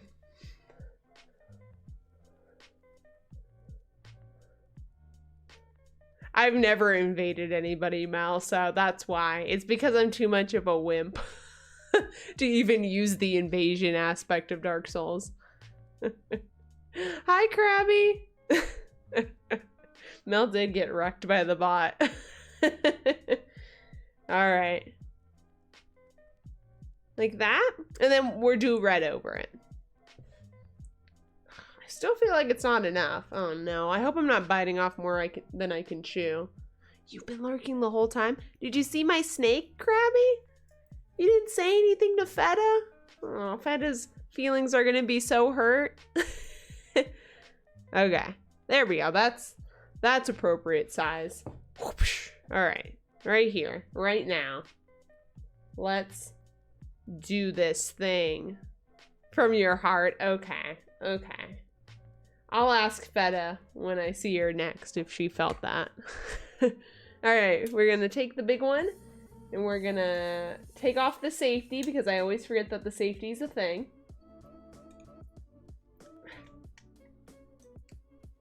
And we're gonna stab. I've actually stabbed myself with this before, even though I say that this thing's really safe. For me, it can go either way. It's hard with bigger chunks because you're like, this doesn't look like a circle. It takes a while for the circle to form. Obviously, the more wool that you use. It's gonna be a chunky little eyeball. Stabbity stab. How you doing, lava lamps? They're chilling.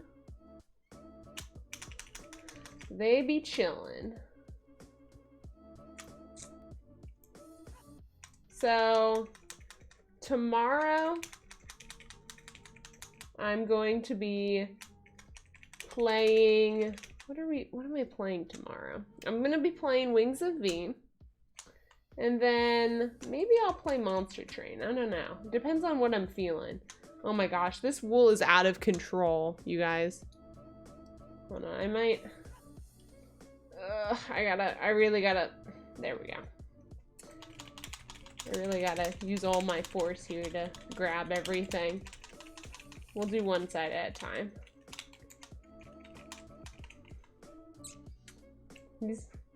It's a lumpy space princess right now, but soon it will be a perfect eyeball. I say as my stabbing intensifies. I think tomorrow I'm gonna be playing Overcooked in the morning. I think I agreed to play horror games every Saturday morning with Camel and some people. So I'm glad that tomorrow we're not playing a horror game, as far as I know. Well, I think we're playing Overcooked.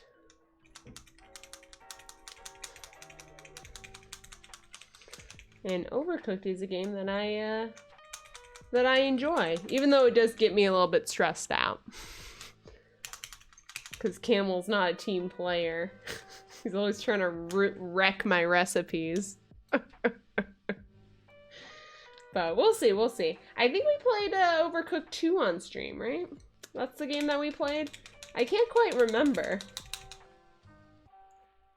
I'm pretty sure that's the one we played on stream, was the Overcooked 2. Oh my gosh, I'm having like flashbacks to that that ice level. Oh my gosh, that was the worst. Slipping and sliding. Ugh. Hold on, my Psyduck Band-Aid's trying to run away. There we go. We don't need to show the world what your thumb looks like, Sierra. Nobody wants to see that. Okay, so there's obviously an issue going on around this here region. So we gotta lock it up. Lock it up. But also don't stab yourself. We might need a smaller needle to like thread all this together. This side is coming together. Not so much this crazy side here.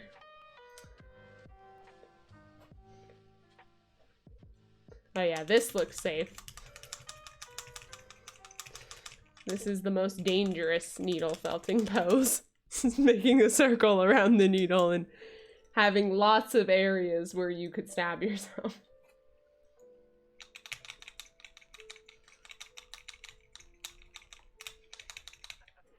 go, there we go.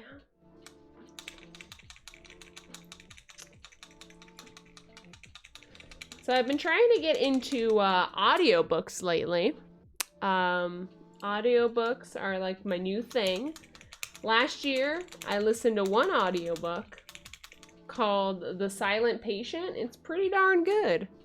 I like exclusively only listen to psychological thrillers, which is weird because I'm just like a person of like humongous anxiety. So you'd think I wouldn't like something like that, but I actually do.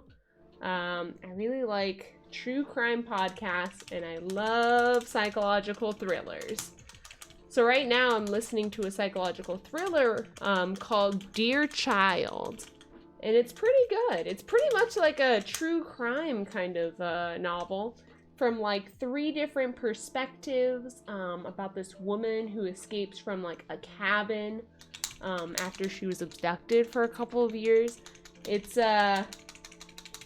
you know, it's not something that gives you the warm, fuzzy feelings inside, but it's something that's like really, really riveting to like listen to. The people who do the narrating for this particular audible audiobook. That's quite a tongue twister. The people who do the narrating for this particular audiobook is like really, really good. I love it when audiobooks have like different voices and not just one voice doing like all the characters. Like when there's different perspectives and then they have like a man's voice for the men and then, you know, like a younger voice for like the kid and stuff like that. It's pretty cool when like a bunch of voice actors get together and work on a thing. Okay. So at this point, I'm starting to think that maybe we're done with this big needle because I don't think it's going to really help us anymore. We need to go more into the nitty gritty and use one needle to kind of start making the shape. We still have that whole situation going on at the top. Very lumpy. But on this side, it looks good. So this might be the side where we're going to put the red eye orb's eye. So we're going to switch our tool and put back locked. Because I know myself will probably get hurt later if I don't lock it. We're going to switch. We could try this. I mean, this is pretty much the same thing as the other thing that we stopped using. It's just more dangerous because it doesn't have the safety on it. This high stakes poking.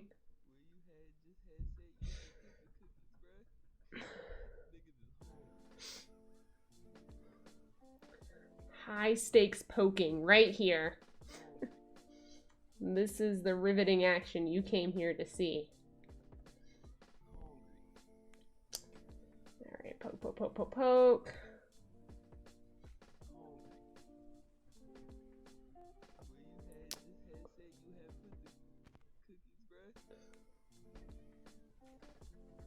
Okay, yeah, I don't think this one's gonna work either.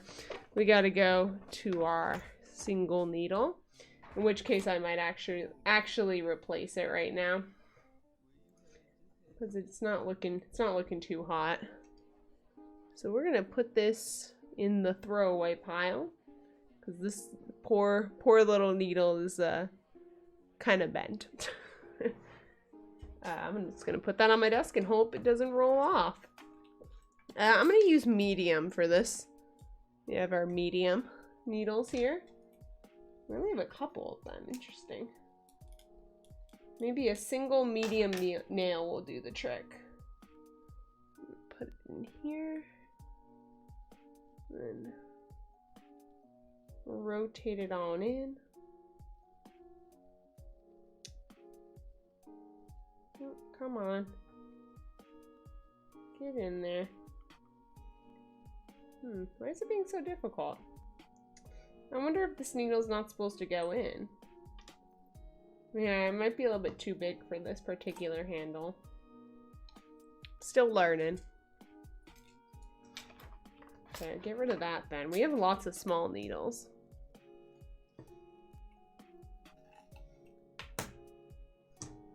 Supposedly all these should be the same, I think. Am I doing this wrong? How did I even get this in before? Huh.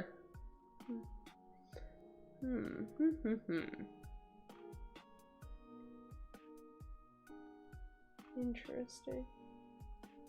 So I'm trying to push this thing in. I'm wondering if I'm just doing it the wrong side. Oh yeah, that's definitely what's happening. Wrong side. Hi, Tori. Oh, and bye, Thoyer. Thank you for hanging out. I appreciate it. Have a good rest of your night. Tell your girlfriend I say hi. How's it going, Tori? I'm trying out. This is my first art stream. My first art stream today. We're trying to make some different things. Oh yeah, this needle is way better. I can already tell. Alright, but it is going to take quite a bit of stabbing, so. Okay. Hopefully we can salvage this and make it into a circle. I have high hopes for ourselves. Or for me in particular.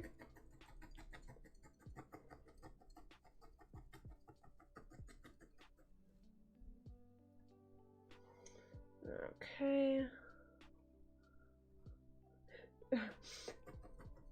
You're in the same boat as me then. I have zero knowledge of felt.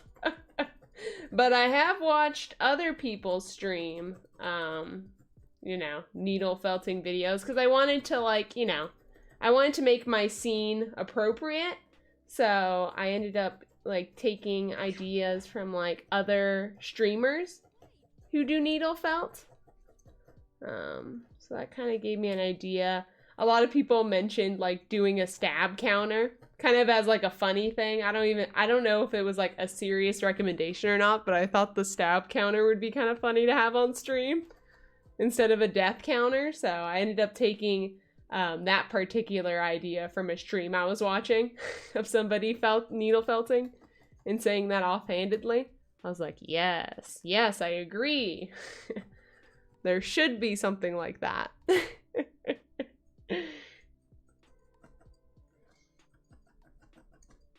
yes, I'm trying to stay with the whole circular kind of theme. I guess you could call it a theme because this is my, what's it called? This is my skill level at this point. It is so therapeutic though. Like, even if you don't like make anything that looks like amazing, like just like making a circle feels really like satisfying. Because it's just like stabbing something like a bunch of times and then all of a sudden you look and it's turned into something, which is super, super cool. One of my favorite game of all time is called Magic Pen Gel, The Quest for Color. It's for PlayStation 2.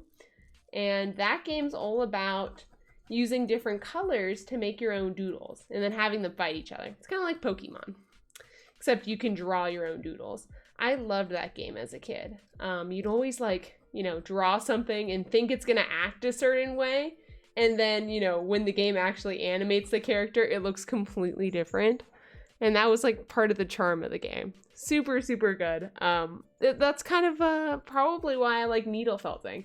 Because you think something's going to turn out one way, but then each thing that you make ends up like a little bit differently than you think it's going to be. Because, you know, stabbing something a million times, you can't like exactly do it the same every time unless you're literally a robot. In which case you might be able to do that if you're a robot. But human Sierra here, especially as a newbie, I have an image in my head about what I want something to look like. And then it just usually looks derpy at the end of it, but it's kind of, you know, it looks derpy once everything's said and done, but it's kind of charming.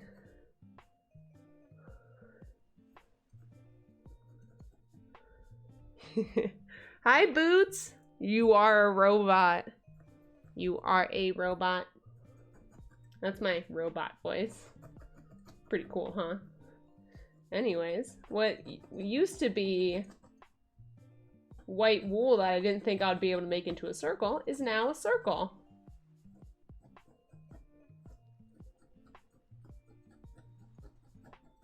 This is the base. So we're gonna wrap the red around this base. We're almost ready for that next step.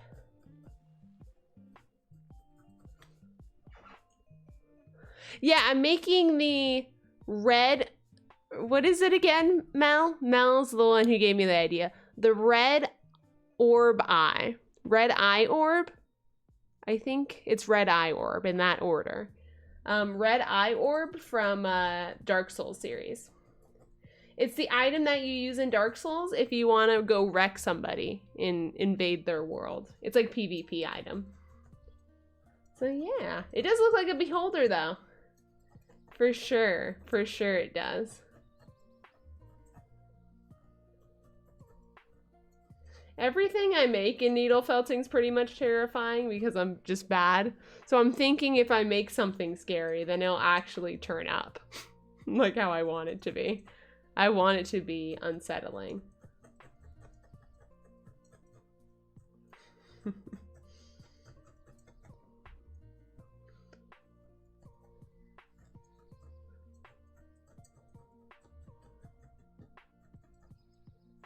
Yeah, there's needle felting. There's also, what is it called? Dry needle felting. There's also wet needle felting. You'd use, I think you just call it wet felting. That's also a thing. And that's when you have the wool, but you do a bunch of stuff with water and other ingredients. It's like how you make like wool shoes and stuff like that.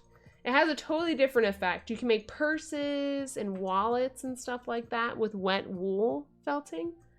But I prefer this because I want something that's like nice and soft and squishy a little bit.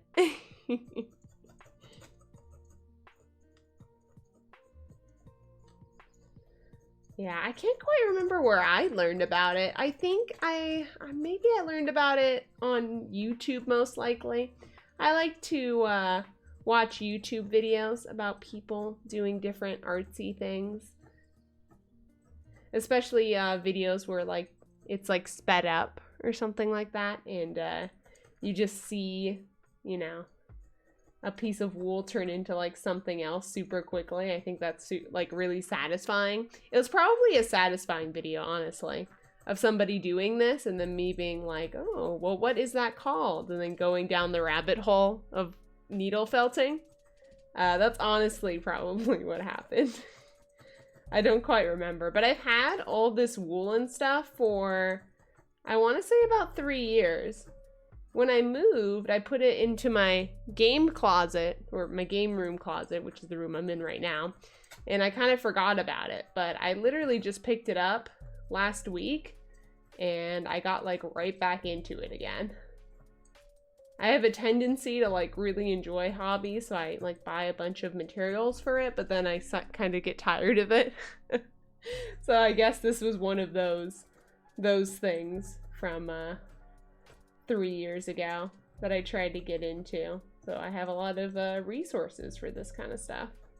Got lots of different kinds of wool, which is nice. Okay, I think we're finishing up with the basic circle shape for our beautiful red eye orb. We're gonna be invading some noobs once this is done. Okay.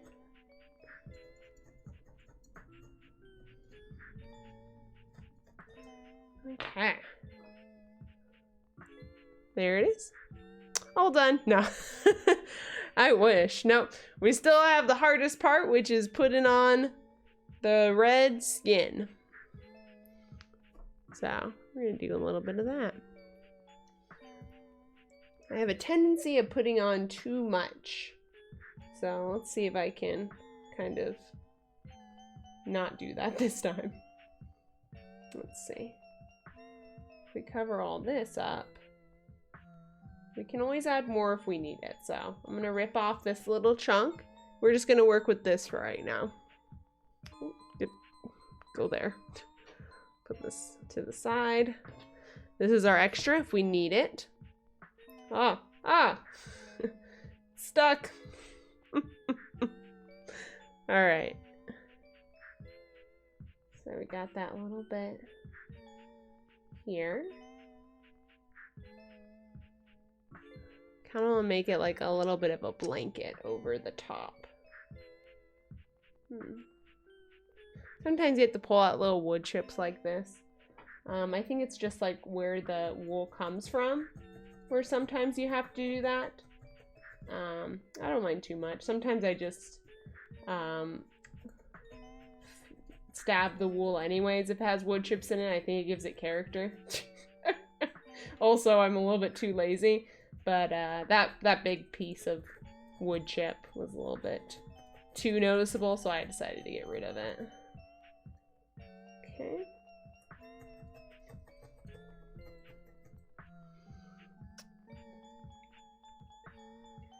So right now I'm just trying to get the white spots away.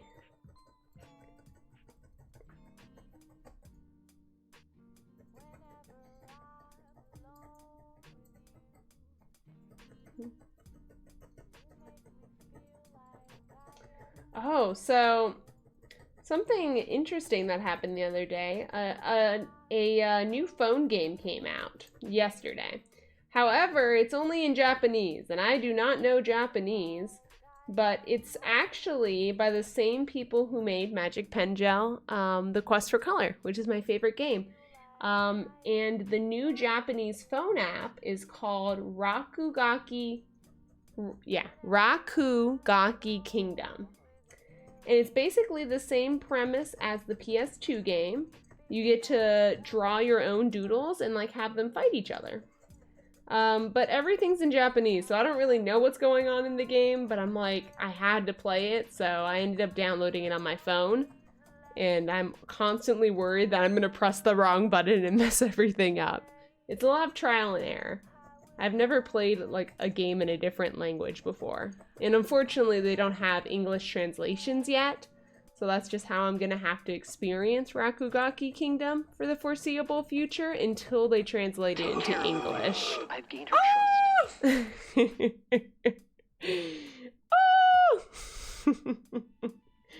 Good thing I was looking up, or else I might have gone scared from that.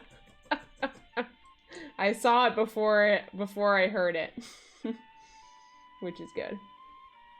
Just learn Japanese. Yeah, that would be really cool to learn Japanese.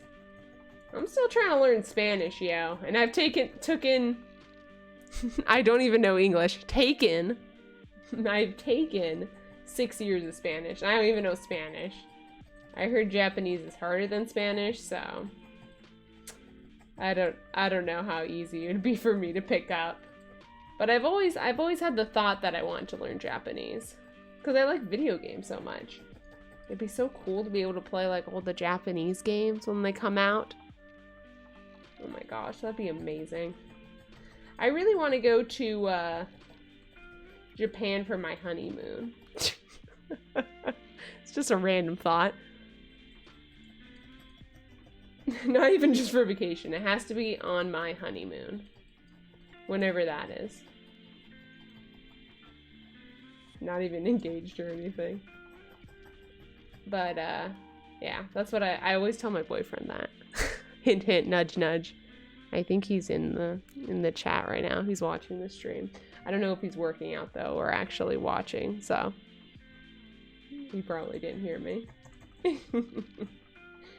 Oh my gosh, when I was putting Feta back, when I was getting Feta out, I left the room to go over to Feta. Feta's in the living room, in her little exhibit.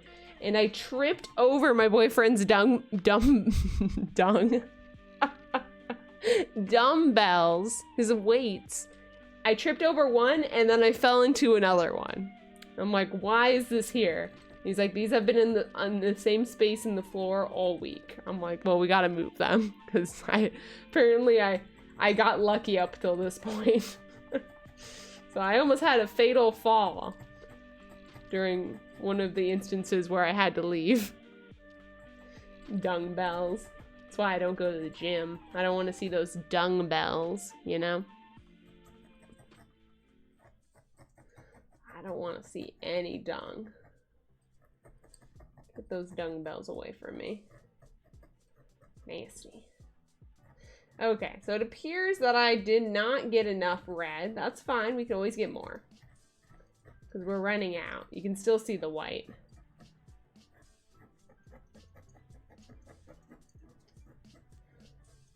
But we did get, like, this side. This side's pretty much set right here.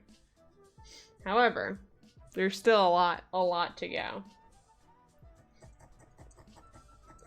Also, all of my stabbing might have modified the shape of this a little bit, which is slightly concerning. We want to still make sure it maintains the circular shape. But yeah, I always imagine, like, I don't know, if I ever go to Japan, I'd want to go to, like, I'd want to go not when it's cold out, but, like, when they're having, like, all of their, like, spring festivals and stuff like that, and those pretty pink trees are, you know, all the leaves are fluttering to the ground. So what? Like, I want to go during fall, I guess, is what I'm trying to say. Because I feel like in a lot of animes and stuff like that, that's, like, the most romantic time, is when it's, you know, is when those pink trees, I don't know what they're called, cherry blossom trees, right? When the cherry blossom festival's happening. I hope that's actually a real thing. I think it is in Japan. I'm very unaware. I really want to go during a cherry blossom festival, if that's possible. And obviously before I go to Japan, I would do a lot more research as well. I like to be very, very prepared before I travel somewhere. Right now, the idea is just kind of brewing in my head. Like a good, fresh batch of coffee in the morning. It's just kind of sitting in my head, and I'm just gonna have to wait until I can go on that trip. And I'll take a bunch of pictures and it'll be awesome.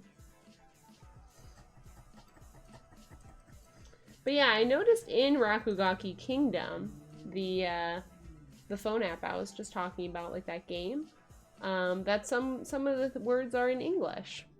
So, like, way to go, or like, it'll say random phrases sometimes and it'll be in English, which is like very jarring because the whole thing's in Japanese and I don't know what any of the symbols mean, and then all of a sudden it's like, way to go in English and stuff like that. It's cool that they like use English phrases. It's cool to see you know, so some English. It still doesn't really help me figure out what's going on. I don't know what I did in the app to warrant a way to go screen, but yeah, I found that interesting as well.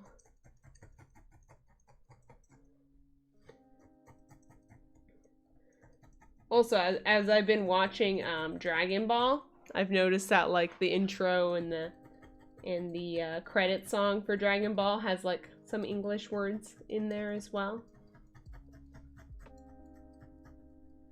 Like it'll say way to go, give a kick, hiya, that kind of stuff.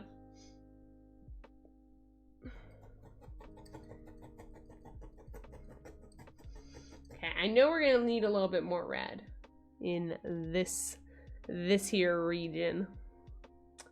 I could be making a strawberry for all I know right now. We're almost to the big creepy eyeball part. That's the main attraction. In which case, yeah, he has like a black dot in the middle. I should probably start heating up my my glue gun. Maybe once I do the red, I can heat up my glue gun. I've never used it before, so hopefully I know how to use a glue gun. You'd think I'd know how to use one, because I'm a teacher, but I haven't used one yet, so I don't trust a glue gun in my class. Are you crazy? I don't trust myself with a glue gun. So, that'll be fun. Good thing we're doing it on stream. You guys are gonna see me glue my fingers together or something stupid.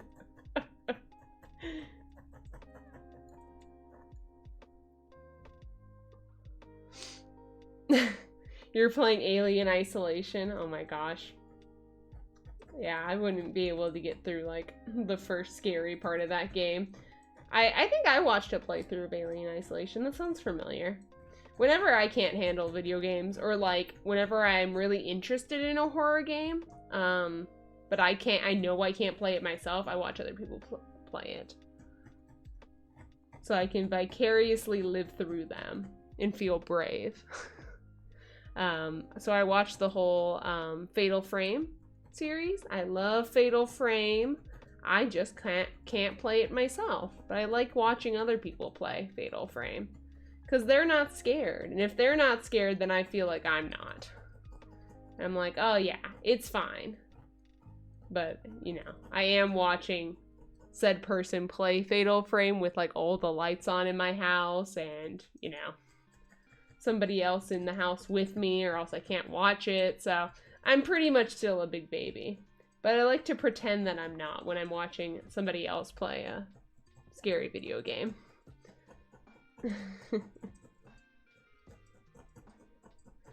People keep requesting for me to play a scary video game. Like, nope, nope, can't do it.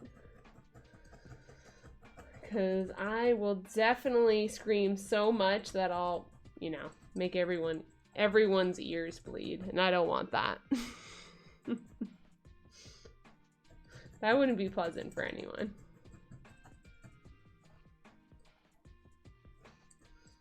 Okay, so you can see there's a lot of patches that we still need to fill in. We'll fill those in now. That's why we got that red sitting on the side. Oh, gotta get rid of that paper. Amnesia? I think I've only seen PewDiePie play Amnesia when I was younger. I think that's how I found out about PewDiePie. I used to watch him a lot more when I was in high school. I definitely could not play that game. I still don't even really know what it's about. I guess it's just about what the title says, right? Having amnesia and monsters chasing you and you're being stuck in a house or something. Okay. Is that about right? Or am I wrong? Am I like way off?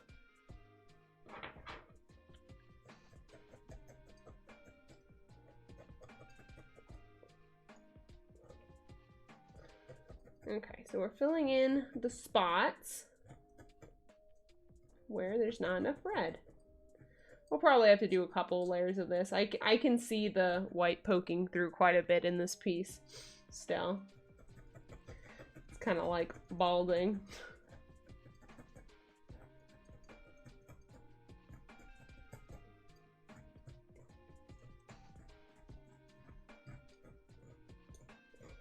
My pokes have no rhyme or reason. Little piece of what I assume to be wood chip. I think that's what it is.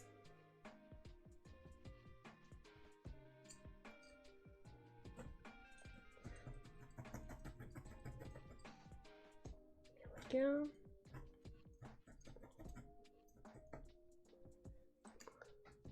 That's the gist of it? Oh, okay. It's about hiding and running away. Just like Alien Isolation. Just like, what's that? Outlast. Oh my gosh. I think I watched someone play Outlast. Ugh. That game was scary. Outlast was just, oh my gosh.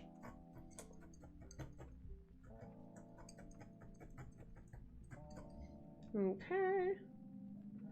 Alright, our eyeball is still looking like he's in a little bit of a sorry state.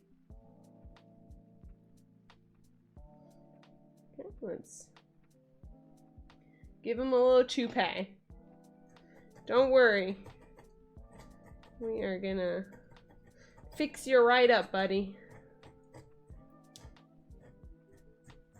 I guess I should have started with all that red wool to begin with, huh?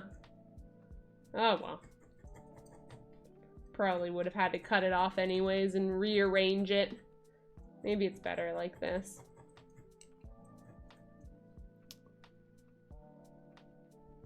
Yeah, just like modern survival games, exactly.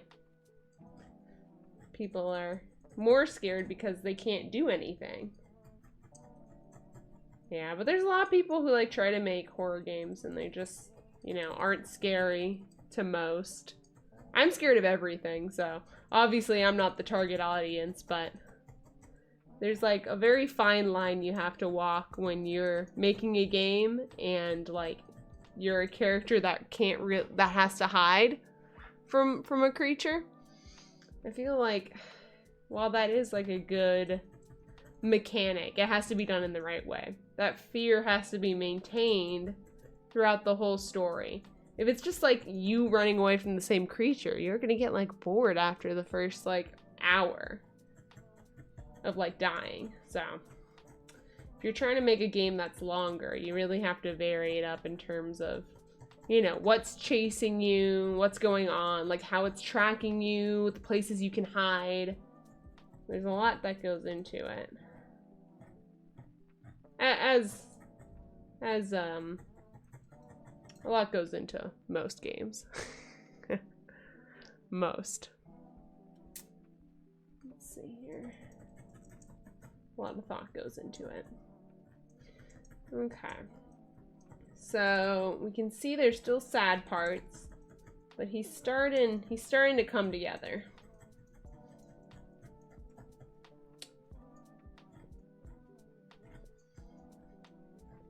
Starting to think if I had like a black base for this, you wouldn't see, like it wouldn't be as bad because I think the red eye orb has a black base. You can see, I don't know if that's the shadow or if like behind the red skin it's like black, you know? I don't know, but I feel like black would have been better for this darker creature. Oh well. You live, you learn. Okay. Couple more layers. We're gonna need some more red.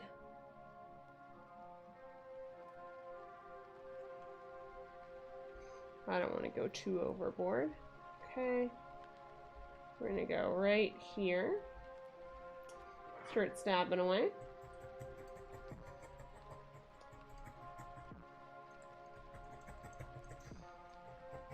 This thing's definitely gonna have a lot of texture, I'll give it that. Gonna have lots and lots of texture when we're done with it. Oh. We've been playing music so long. YouTube was asking me if I'm still there. Of course I'm still here. I used to not be much of a listen to music and do stuff kind of person. I used to just like need silence in order to do anything, which is quite boring. But when I met my boyfriend, we did like a lot of studying and stuff together. He would study for his classes and I'd study for mine, and he'd always play study music, which at first was like infuriating. I'm like, oh my gosh, I can't get like anything done.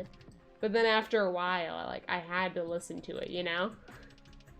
So now I'm one of those people where if you like, if like we're in the same class or whatever and I need to work on something and we're working in the same area and I don't have headphones, I'm gonna have to subject you to, you know, piano music or something like that in the background.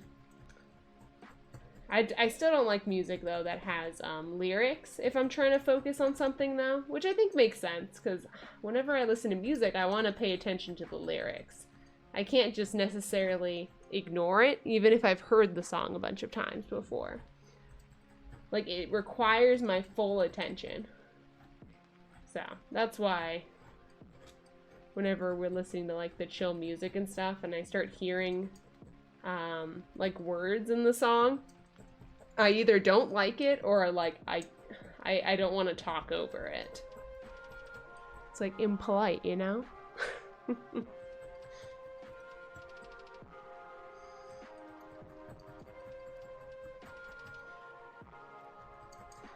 No, we missed a bald spot. I thought we were getting it. Look at that baldness. Darn. Yeah, there's some right there too. Okay, the rest of it's starting to look good. Starting to look pretty solid. Red eye orb.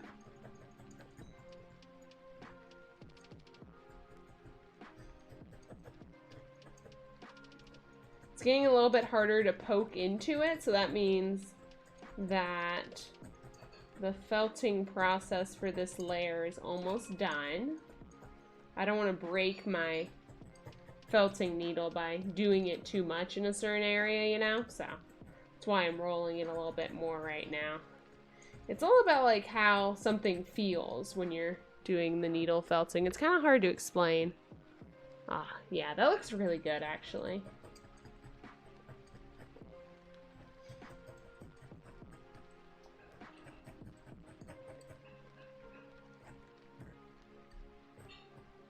All right. Okay, so we have this orb. I just need a tiny bit more right there. Ooh, I'm starting to feel it in my wrist. Okay. Just a little bit more. In this spot.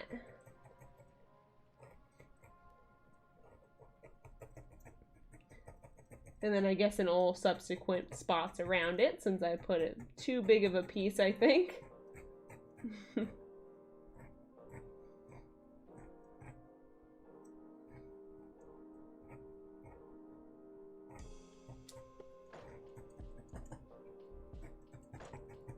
Yeah, it's becoming a lot harder to push down into the wool, so it's giving me a bit of hand fatigue, but we're almost done, so I think this is like the hardest part. Everything else is just kind of detail work, you know? Oops, Psyduck Band-Aid needs to stay on my hand. All I have at my house are Pokemon Band-Aids, so don't come at me. I got a whole bunch of them because I saw them at the store and I'm like, oh my gosh, these are like the cutest Band-Aids ever. So I have like 3 boxes of them and no regular Band-Aids, so.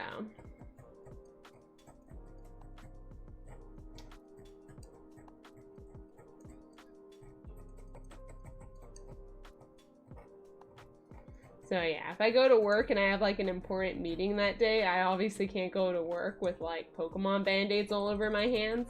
I mean, I could, but like I wouldn't look very professional. So I've been using a lot of the Band-Aids at my place of work.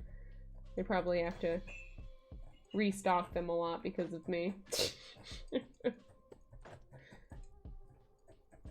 of my bad habit, man. I know I need to stop. Oh no. There's like a spot right there. Okay, just ignore it, it's fine. It's fine. It's gonna be like a bunch of those spots here because obviously the base is white, so. Okay, it's gonna become near impossible to felt it soon. So we're gonna get those last couple of bits everywhere. And we're gonna work on the eye.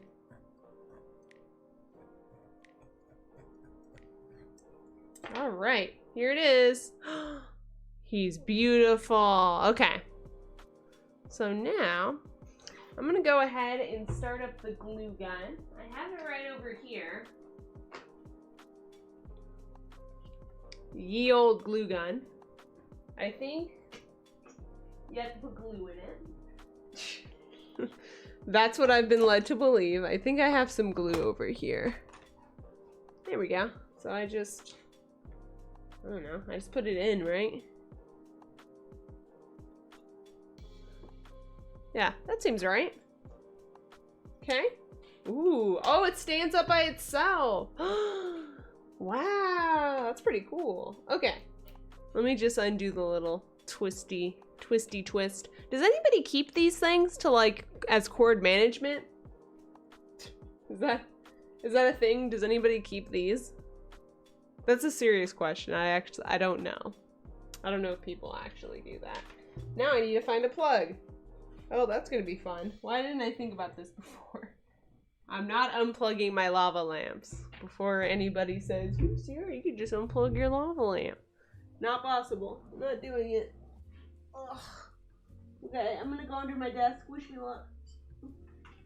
If I disconnect, it's because I pulled the cord out. Oh, here it is. Oh, I see an open cord. I'm lifting. Ugh. Oh my gosh, this is the worst. Oh, it's a mess of cords, you guys. Ugh. It's a mess. Oh, okay.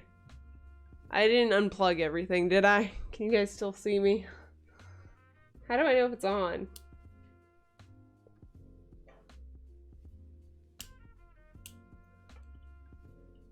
Okay. I guess we'll wait. It's just gonna be there, I guess. Is it getting warmer? I can't tell.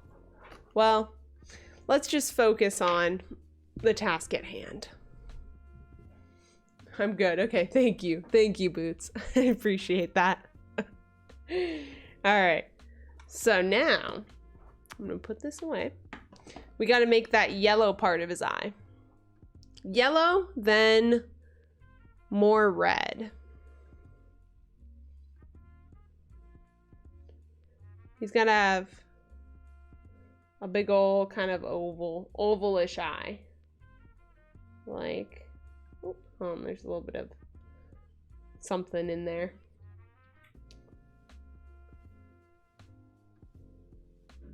Ooh, we need less. There we go. Something like this. Obviously, it'll look smaller once we start felting it. So we're just gonna kind of try to shape it how we'd want it. So like this, and then we're just gonna start stabbing away in the general area where we want the eye.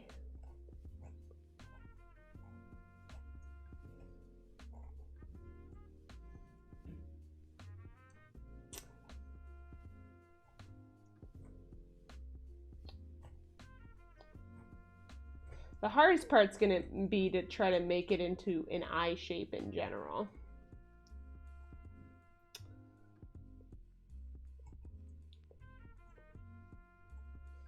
I'm gonna try to fold up the wool so it starts going in the shape that I want it. If we get the outskirts like perfected, then we can just stabbity stab away in the middle until it's done.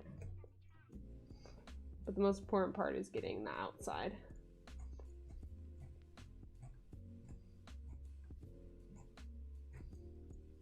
Okay. Okay. Now this needs to curve down. Ah. Oh man. It's pretty darn dull, so I didn't poke myself too hard. That's two stabby stabs. I should have known better. Putting my finger there and trying to use it to stop the needle. That's a big no-no. Yeah, I keep doing it. Oh, you never learn. Okay, this is the corner of the eye.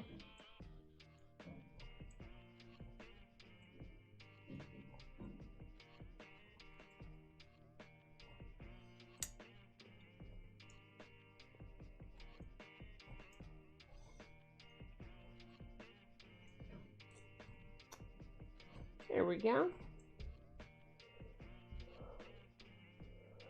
Hey, businessman, how's it going? Yeah, we're doing some needle felting. It's my first art stream. I was a little bit nervous. I didn't want people to judge me based on my skills. But I thought it would be fun to share me learning a new hobby with the world. Right now we're making the red eye orb from Dark Souls 2. And we've been doing fairly well.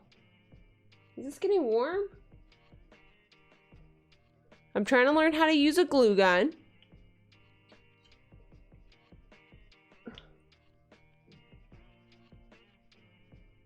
I'm like half convinced it's not even on.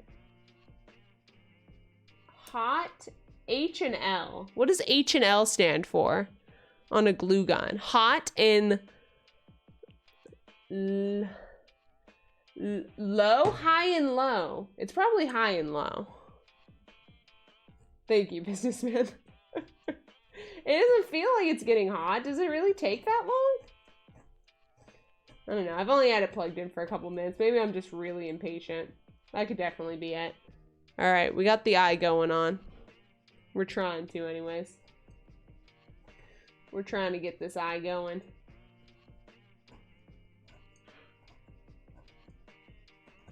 It's definitely got the ovalness going on.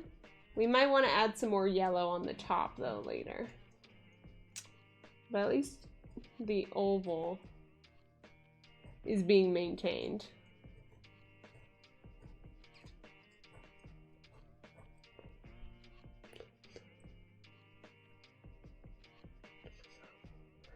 Some of them take a while. Okay. Okay, yes. All the knowledge you can provide will be amazing, because I have none.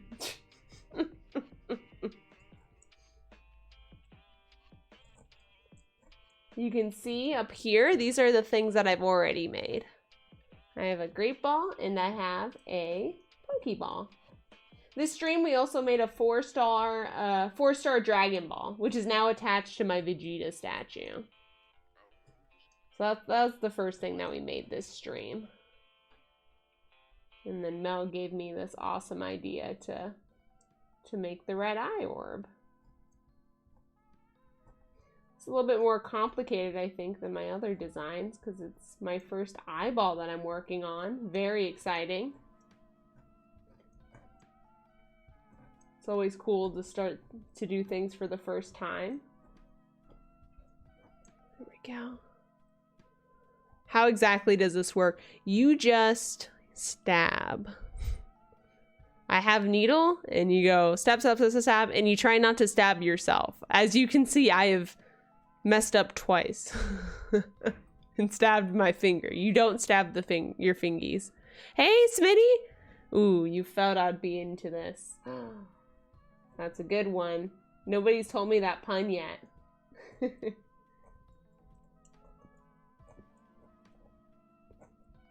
I was trying to think of a pun. That's why I got quiet. I couldn't think of anything. All right, you win. You win, Smitty. You win, you win. Eyeballs are hard. Oh, they're actually soft, but this eyeball's hard. Stab, stab, stab.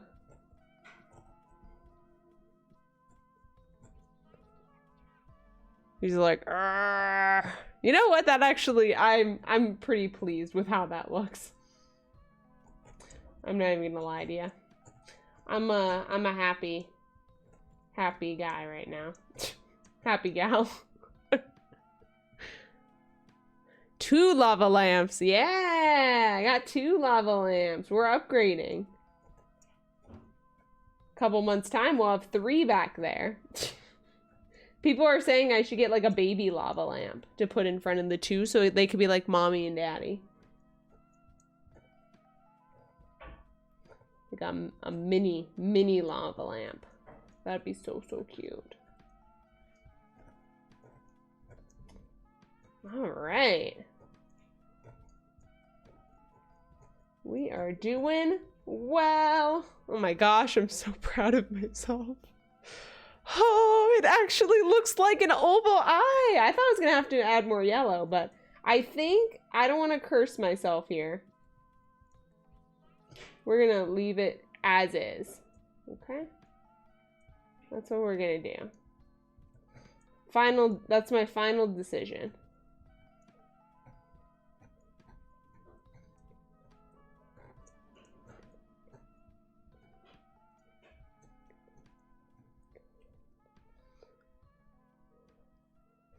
Oh, 4-foot ones. What is that? At that point, that's got to be like a regular light, right? Wait, do they actually have 4-foot lava lamps? Don't mess with my emotions like that, Smitty. How much would something like that even cost? Okay, I'm gonna feel the glue gun. Guys, it's not getting hot. I'm squeezing the trigger. Like, what am I doing wrong?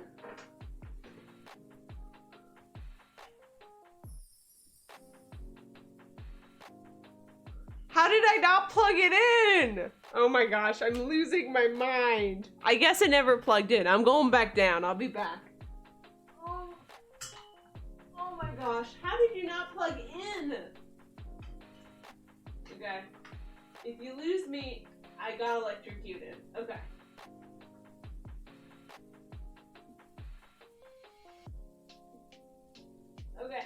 Okay, it's plugged in. I promise. Oh, okay. Woo! Oh, we're good. We're good. I made it. I made it. It's plugged in. Right? Are you plugged in? Sure, Bonder?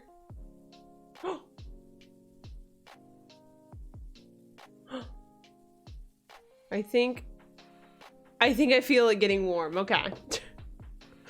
Obviously, the next time I test that out, it's gonna burn my skin, but that's okay. All right, so now we need to get his little eyeball.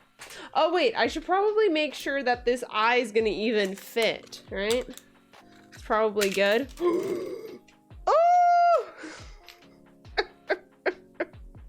Ah, there's little black needles everywhere. Oh, I'm dropping them. Oh my gosh. It's fine. They're only slightly pokey. A burn counter. Yeah, we probably will. Oh my gosh. Yeah, that's all we need. It fits perfect. It's gonna go right there. Oh, we'll push it in. Awesome. Is he done? Are we just waiting for the glue gun?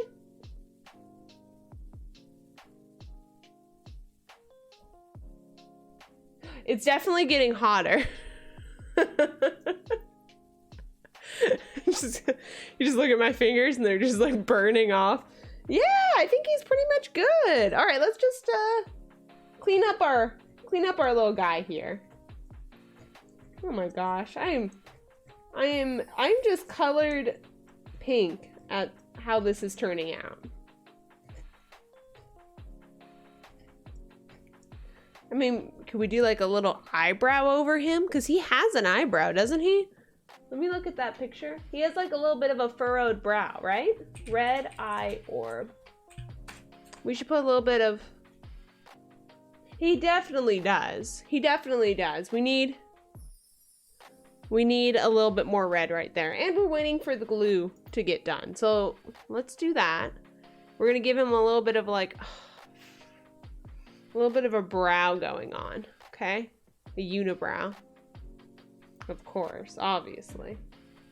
I don't want to go too overboard though, so let's make it a little bit smaller. So we gotta take this and we gotta go... whoop, whoop, whoop, whoop, whoop. We gotta roll it like a rolling pin. This is my rolling pin strat. I'm getting distracted by how cool my lava lamps are. All right. Yeah. I mean, I don't know how much you guys are gonna notice, because it's obviously all the same color. But we'll see. I think it'll add to the piece, if anything.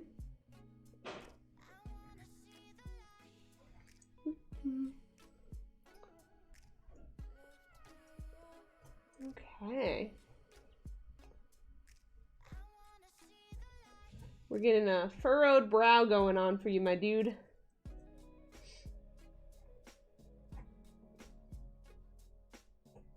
You're gonna have an amazing... It's not even an eyebrow, really. It's more of like a eye skin. That's kind of nasty, isn't it? Like, the skin above your eye? What is that called? That's just called skin, right? Eye skin. Above the eye skin. I'm gonna poke myself with how close my finger's getting to this needle. Oh gosh. Watch out, me.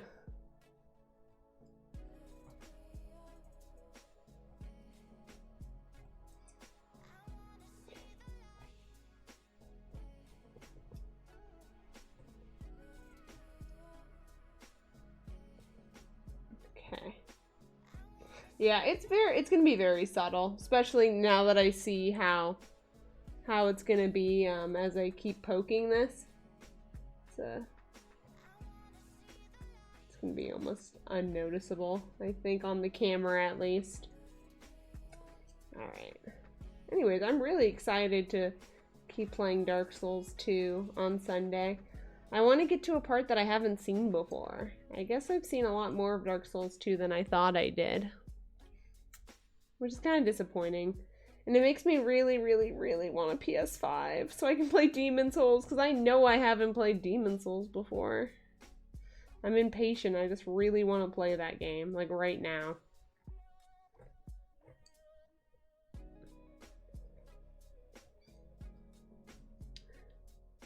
Alright. Hold on, let me just do a couple of these loose hairs. And I'll try to show you guys the brow we got going on. I'm thinking maybe if I poke directly behind the newel wall, it'll kind of make a line. So you guys can see that brow a little bit more. Fuzzy caterpillar brow. Okay. Can you guys kind of see that? Aw, good night, Mel. I'm gonna be calling it a night pretty soon too. I'll be streaming tomorrow Wings of V, probably in the afternoon or the evening, and then Sunday I'll be playing Dark Souls 2 with Giant Campbell in the morning. So hopefully I'll see you then, Mel. Thank you so much for hanging out. I really appreciate it. I'll definitely, you'll definitely have to check this out once it's done. It's almost done though. Thank you for giving me this really good idea for the red eye orb. Hey, Zordon! Okay, look, he has, yeah, you can kind of tell, right? Look, you can tell like from above. He's got that little thing going on. That means he needs a lower lid, huh? Darn, I think it does mean that he needs a lower lid. Okay. But it won't be as thick as this one is. Okay. So let's do that lower lid really quick. Because we got the upper lid. You can kind of see it there. Now we need the lower lid to really finish this eyeball up.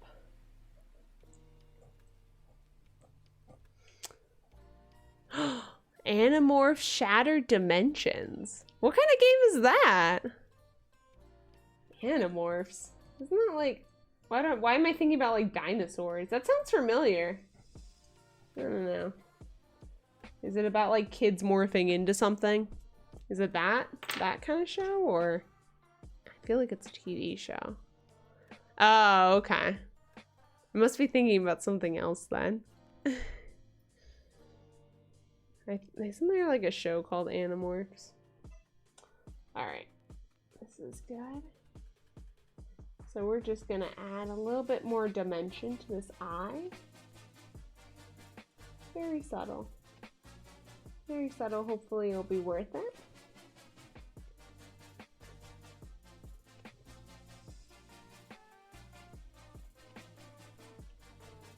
We want it to meet in the corners.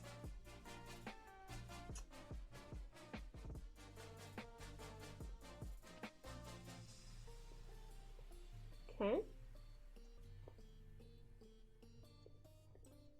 I think I might have accidentally made his eye a little bit smaller. Hopefully that eyeball, or, you know, his pupil will still fit in once we glue it. I'm thinking that the glue gun should be ready, but I'm afraid to touch it to find out. There must be a better way of checking if it's hot, you know? I guess once I pull the little trigger or whatever on it, and then the glue comes out, that's when I figure out if it's hot, right? That's the pro strat that crafters use. They don't use their hands to check if a glue gun's hot, they just see if the glue comes out. Guess that would be a giveaway, right? My first time using a glue gun, so don't judge me, please.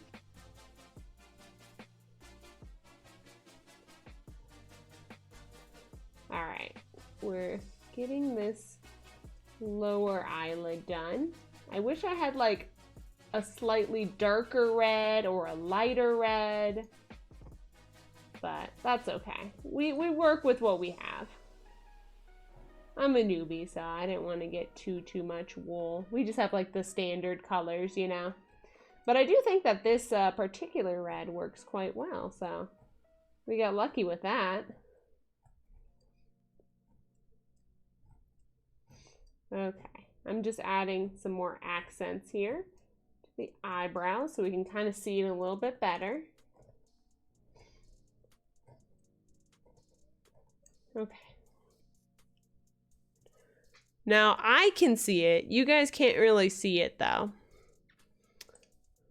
What does it feel? Oh yeah. So at the beginning it feels like, what's a good description? Like lint. Feels like lint, like when you wash. It feels like wool. So if you've ever felt wool before, it feels like that. But if you haven't, it's like lint when you do laundry. It's like very floofy kind of feeling. As you stab it though, it starts feeling more solid. But it's still fuzzy to the touch, like on the outside. It's a little bit scratchy, but then when you squeeze it, it's very solid. That's how you know you're getting done with felting it, is when your needle can't go through it anymore. Like right now, I'm getting quite a bit of resistance as I'm finishing up this eyeball here, because we've been felting this guy for a while. And how I like to think of needle felting is every time my needle goes into the wool, I'm making like a whole bunch of tangles in the felt itself. So I push it in and like a tiny little piece of wool gets stuck a little bit further into the ball along with some other ones. And eventually you just do it so much, like hundreds of thousands of times, that it just all stays together.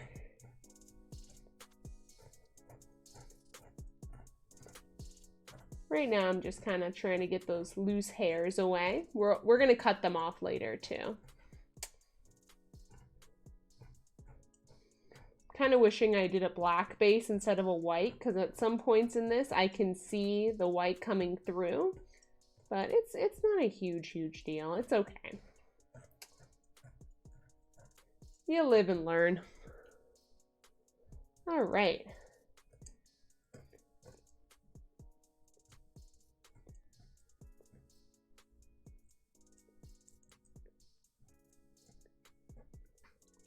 Okay, so this is what I have. Oh, let me just get these little bits here.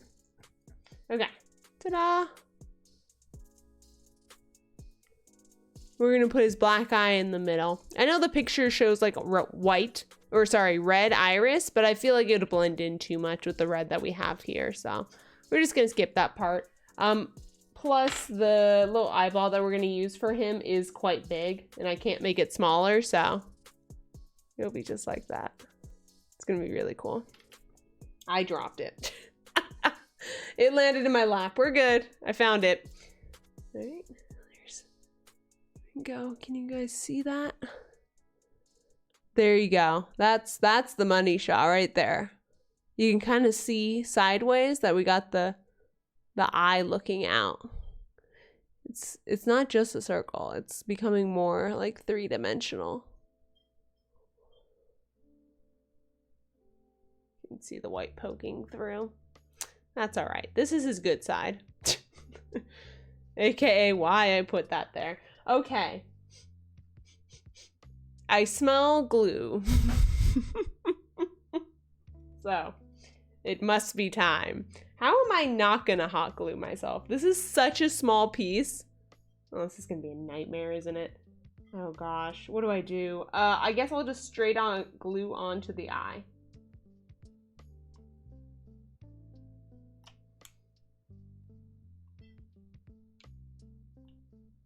I see a little bit of glue. Okay, there's the hot glue. Hurry, hurry, stab it into the eye.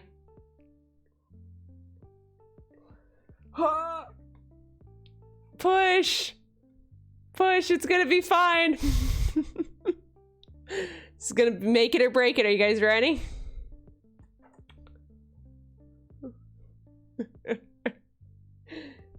Ooh. Ooh, you're looking good, eyeball. Woo. Red eye orb. Oh, that looks so cool. It looks even cooler with the ring light, honestly.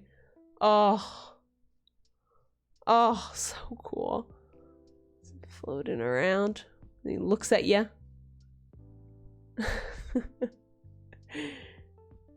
Oh. That is so awesome. You know what this reminds me of? By itself, obviously it's a red eye orb. Oh, please don't show off your bad side because you have many of those. I'm not saying I'm a pro or anything. It reminds me of...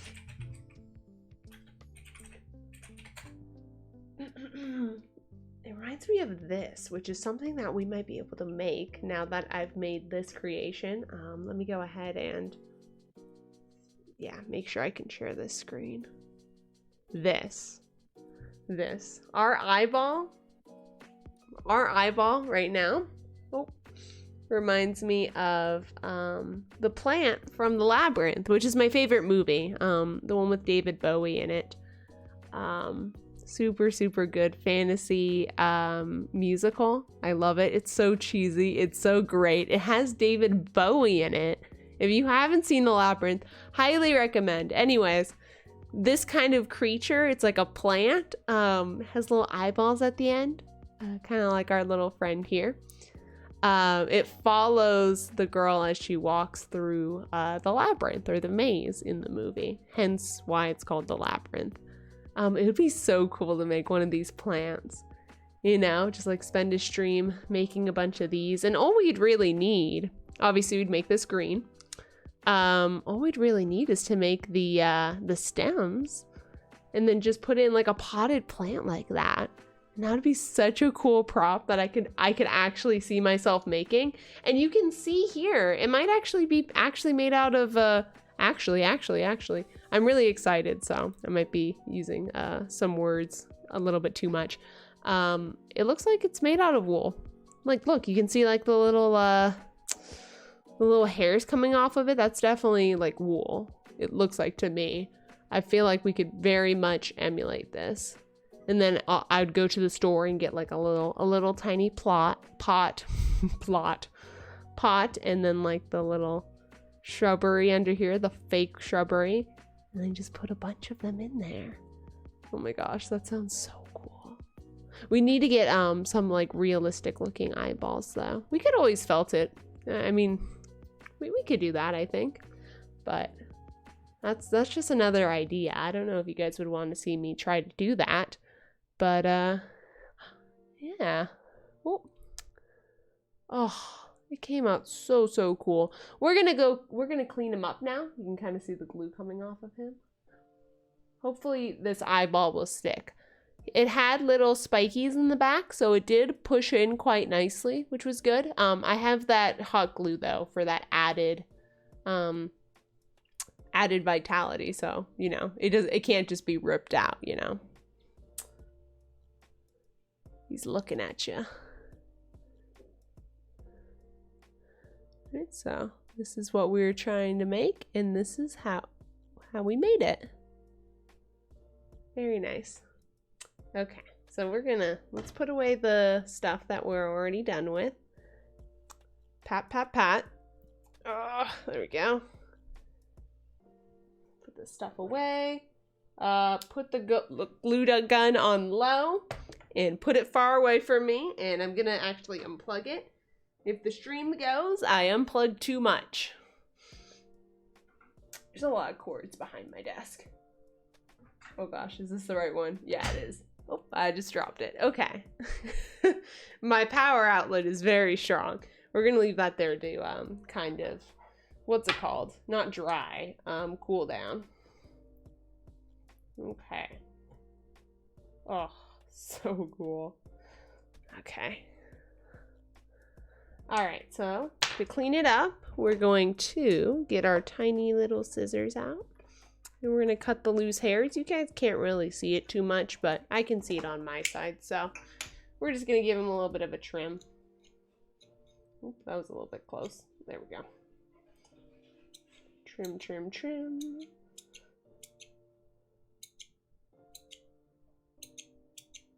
I feel like I'm a hairdresser, even though I'm terrible with hair. I don't even know how to use a hair dryer, you guys. It's really quite abysmal. I just kind of point the hair dryer in like my general direction, but otherwise I let my hair air dry. It's why it's so flat all the time, my mom says. That's why it is so dang flat.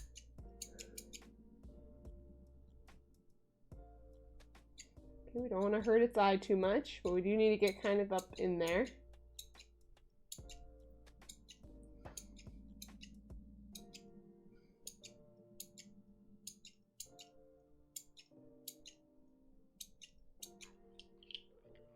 All right, clean off that, put this away. Okay. How does it compare to the Pokeball? It did end up being the same size. I'm still not great at like the whole sizing kind of thing. I think I'll get better at it as I do more needle felting creations. As I said before, I wanted to make the eyeball twice the size of the Pokeball. Not quite there, it's more like the same size. But they could all be part of the same series of me learning how to needle felt by making different balls with different names. It's basically what it is. It's a ball with different coat of paint. But it's good to get the basics down. Oh my gosh, this lava lamp is hot. I can cook an egg on my lava lamp. All right, you guys. Okay, I have all of my eyeballs here. They're not even eyeballs. Oh man, one of them dropped behind my desk. It's gone forever. They're just nail head studs. So pack of 60. I think it was like $2. So I just used those. I was trying to find little googly eyes or whatever at the craft store I was at. I couldn't find any. So, you know, you gotta be creative with what you use, and I think it worked out really well. I think I picked out some good eyeball alternatives. All right, you guys. I think that's all I got for today. Thank you for hanging out with me so much. Thank you so much for hanging out with me today. You see, my language is all over the place. Yeah, I hope you guys enjoyed this stream. I was really nervous because I've never done like an art stream. I was like, well, what am I gonna talk about? What if it's like super boring? But thank you everybody for everyone who's lurking and who was chatting. I really appreciate it. It makes me want to do more of these streams in the future. Yeah, so let's go ahead and find somebody to raid a Rooney. How about we go say hi to Thoir? He was in chat a little bit. He is a Minecraft speedrunner. He's been playing lots and lots of Minecraft. He's trying to beat Minecraft under 30 minutes. Isn't that crazy? So crazy. He's a great guy. Super nice. I know him in real life, so be nice to him. I want him to continue to want to be my friend, please. I need this. But yeah, thank you guys so much for hanging out. I'll see you guys tomorrow. We're going to be playing some Wings of V. And then on Sunday morning, we're going to be playing some Dark Souls 2 with Dying Camel. So thanks for hanging out. All right, I'll see you guys later. Bye.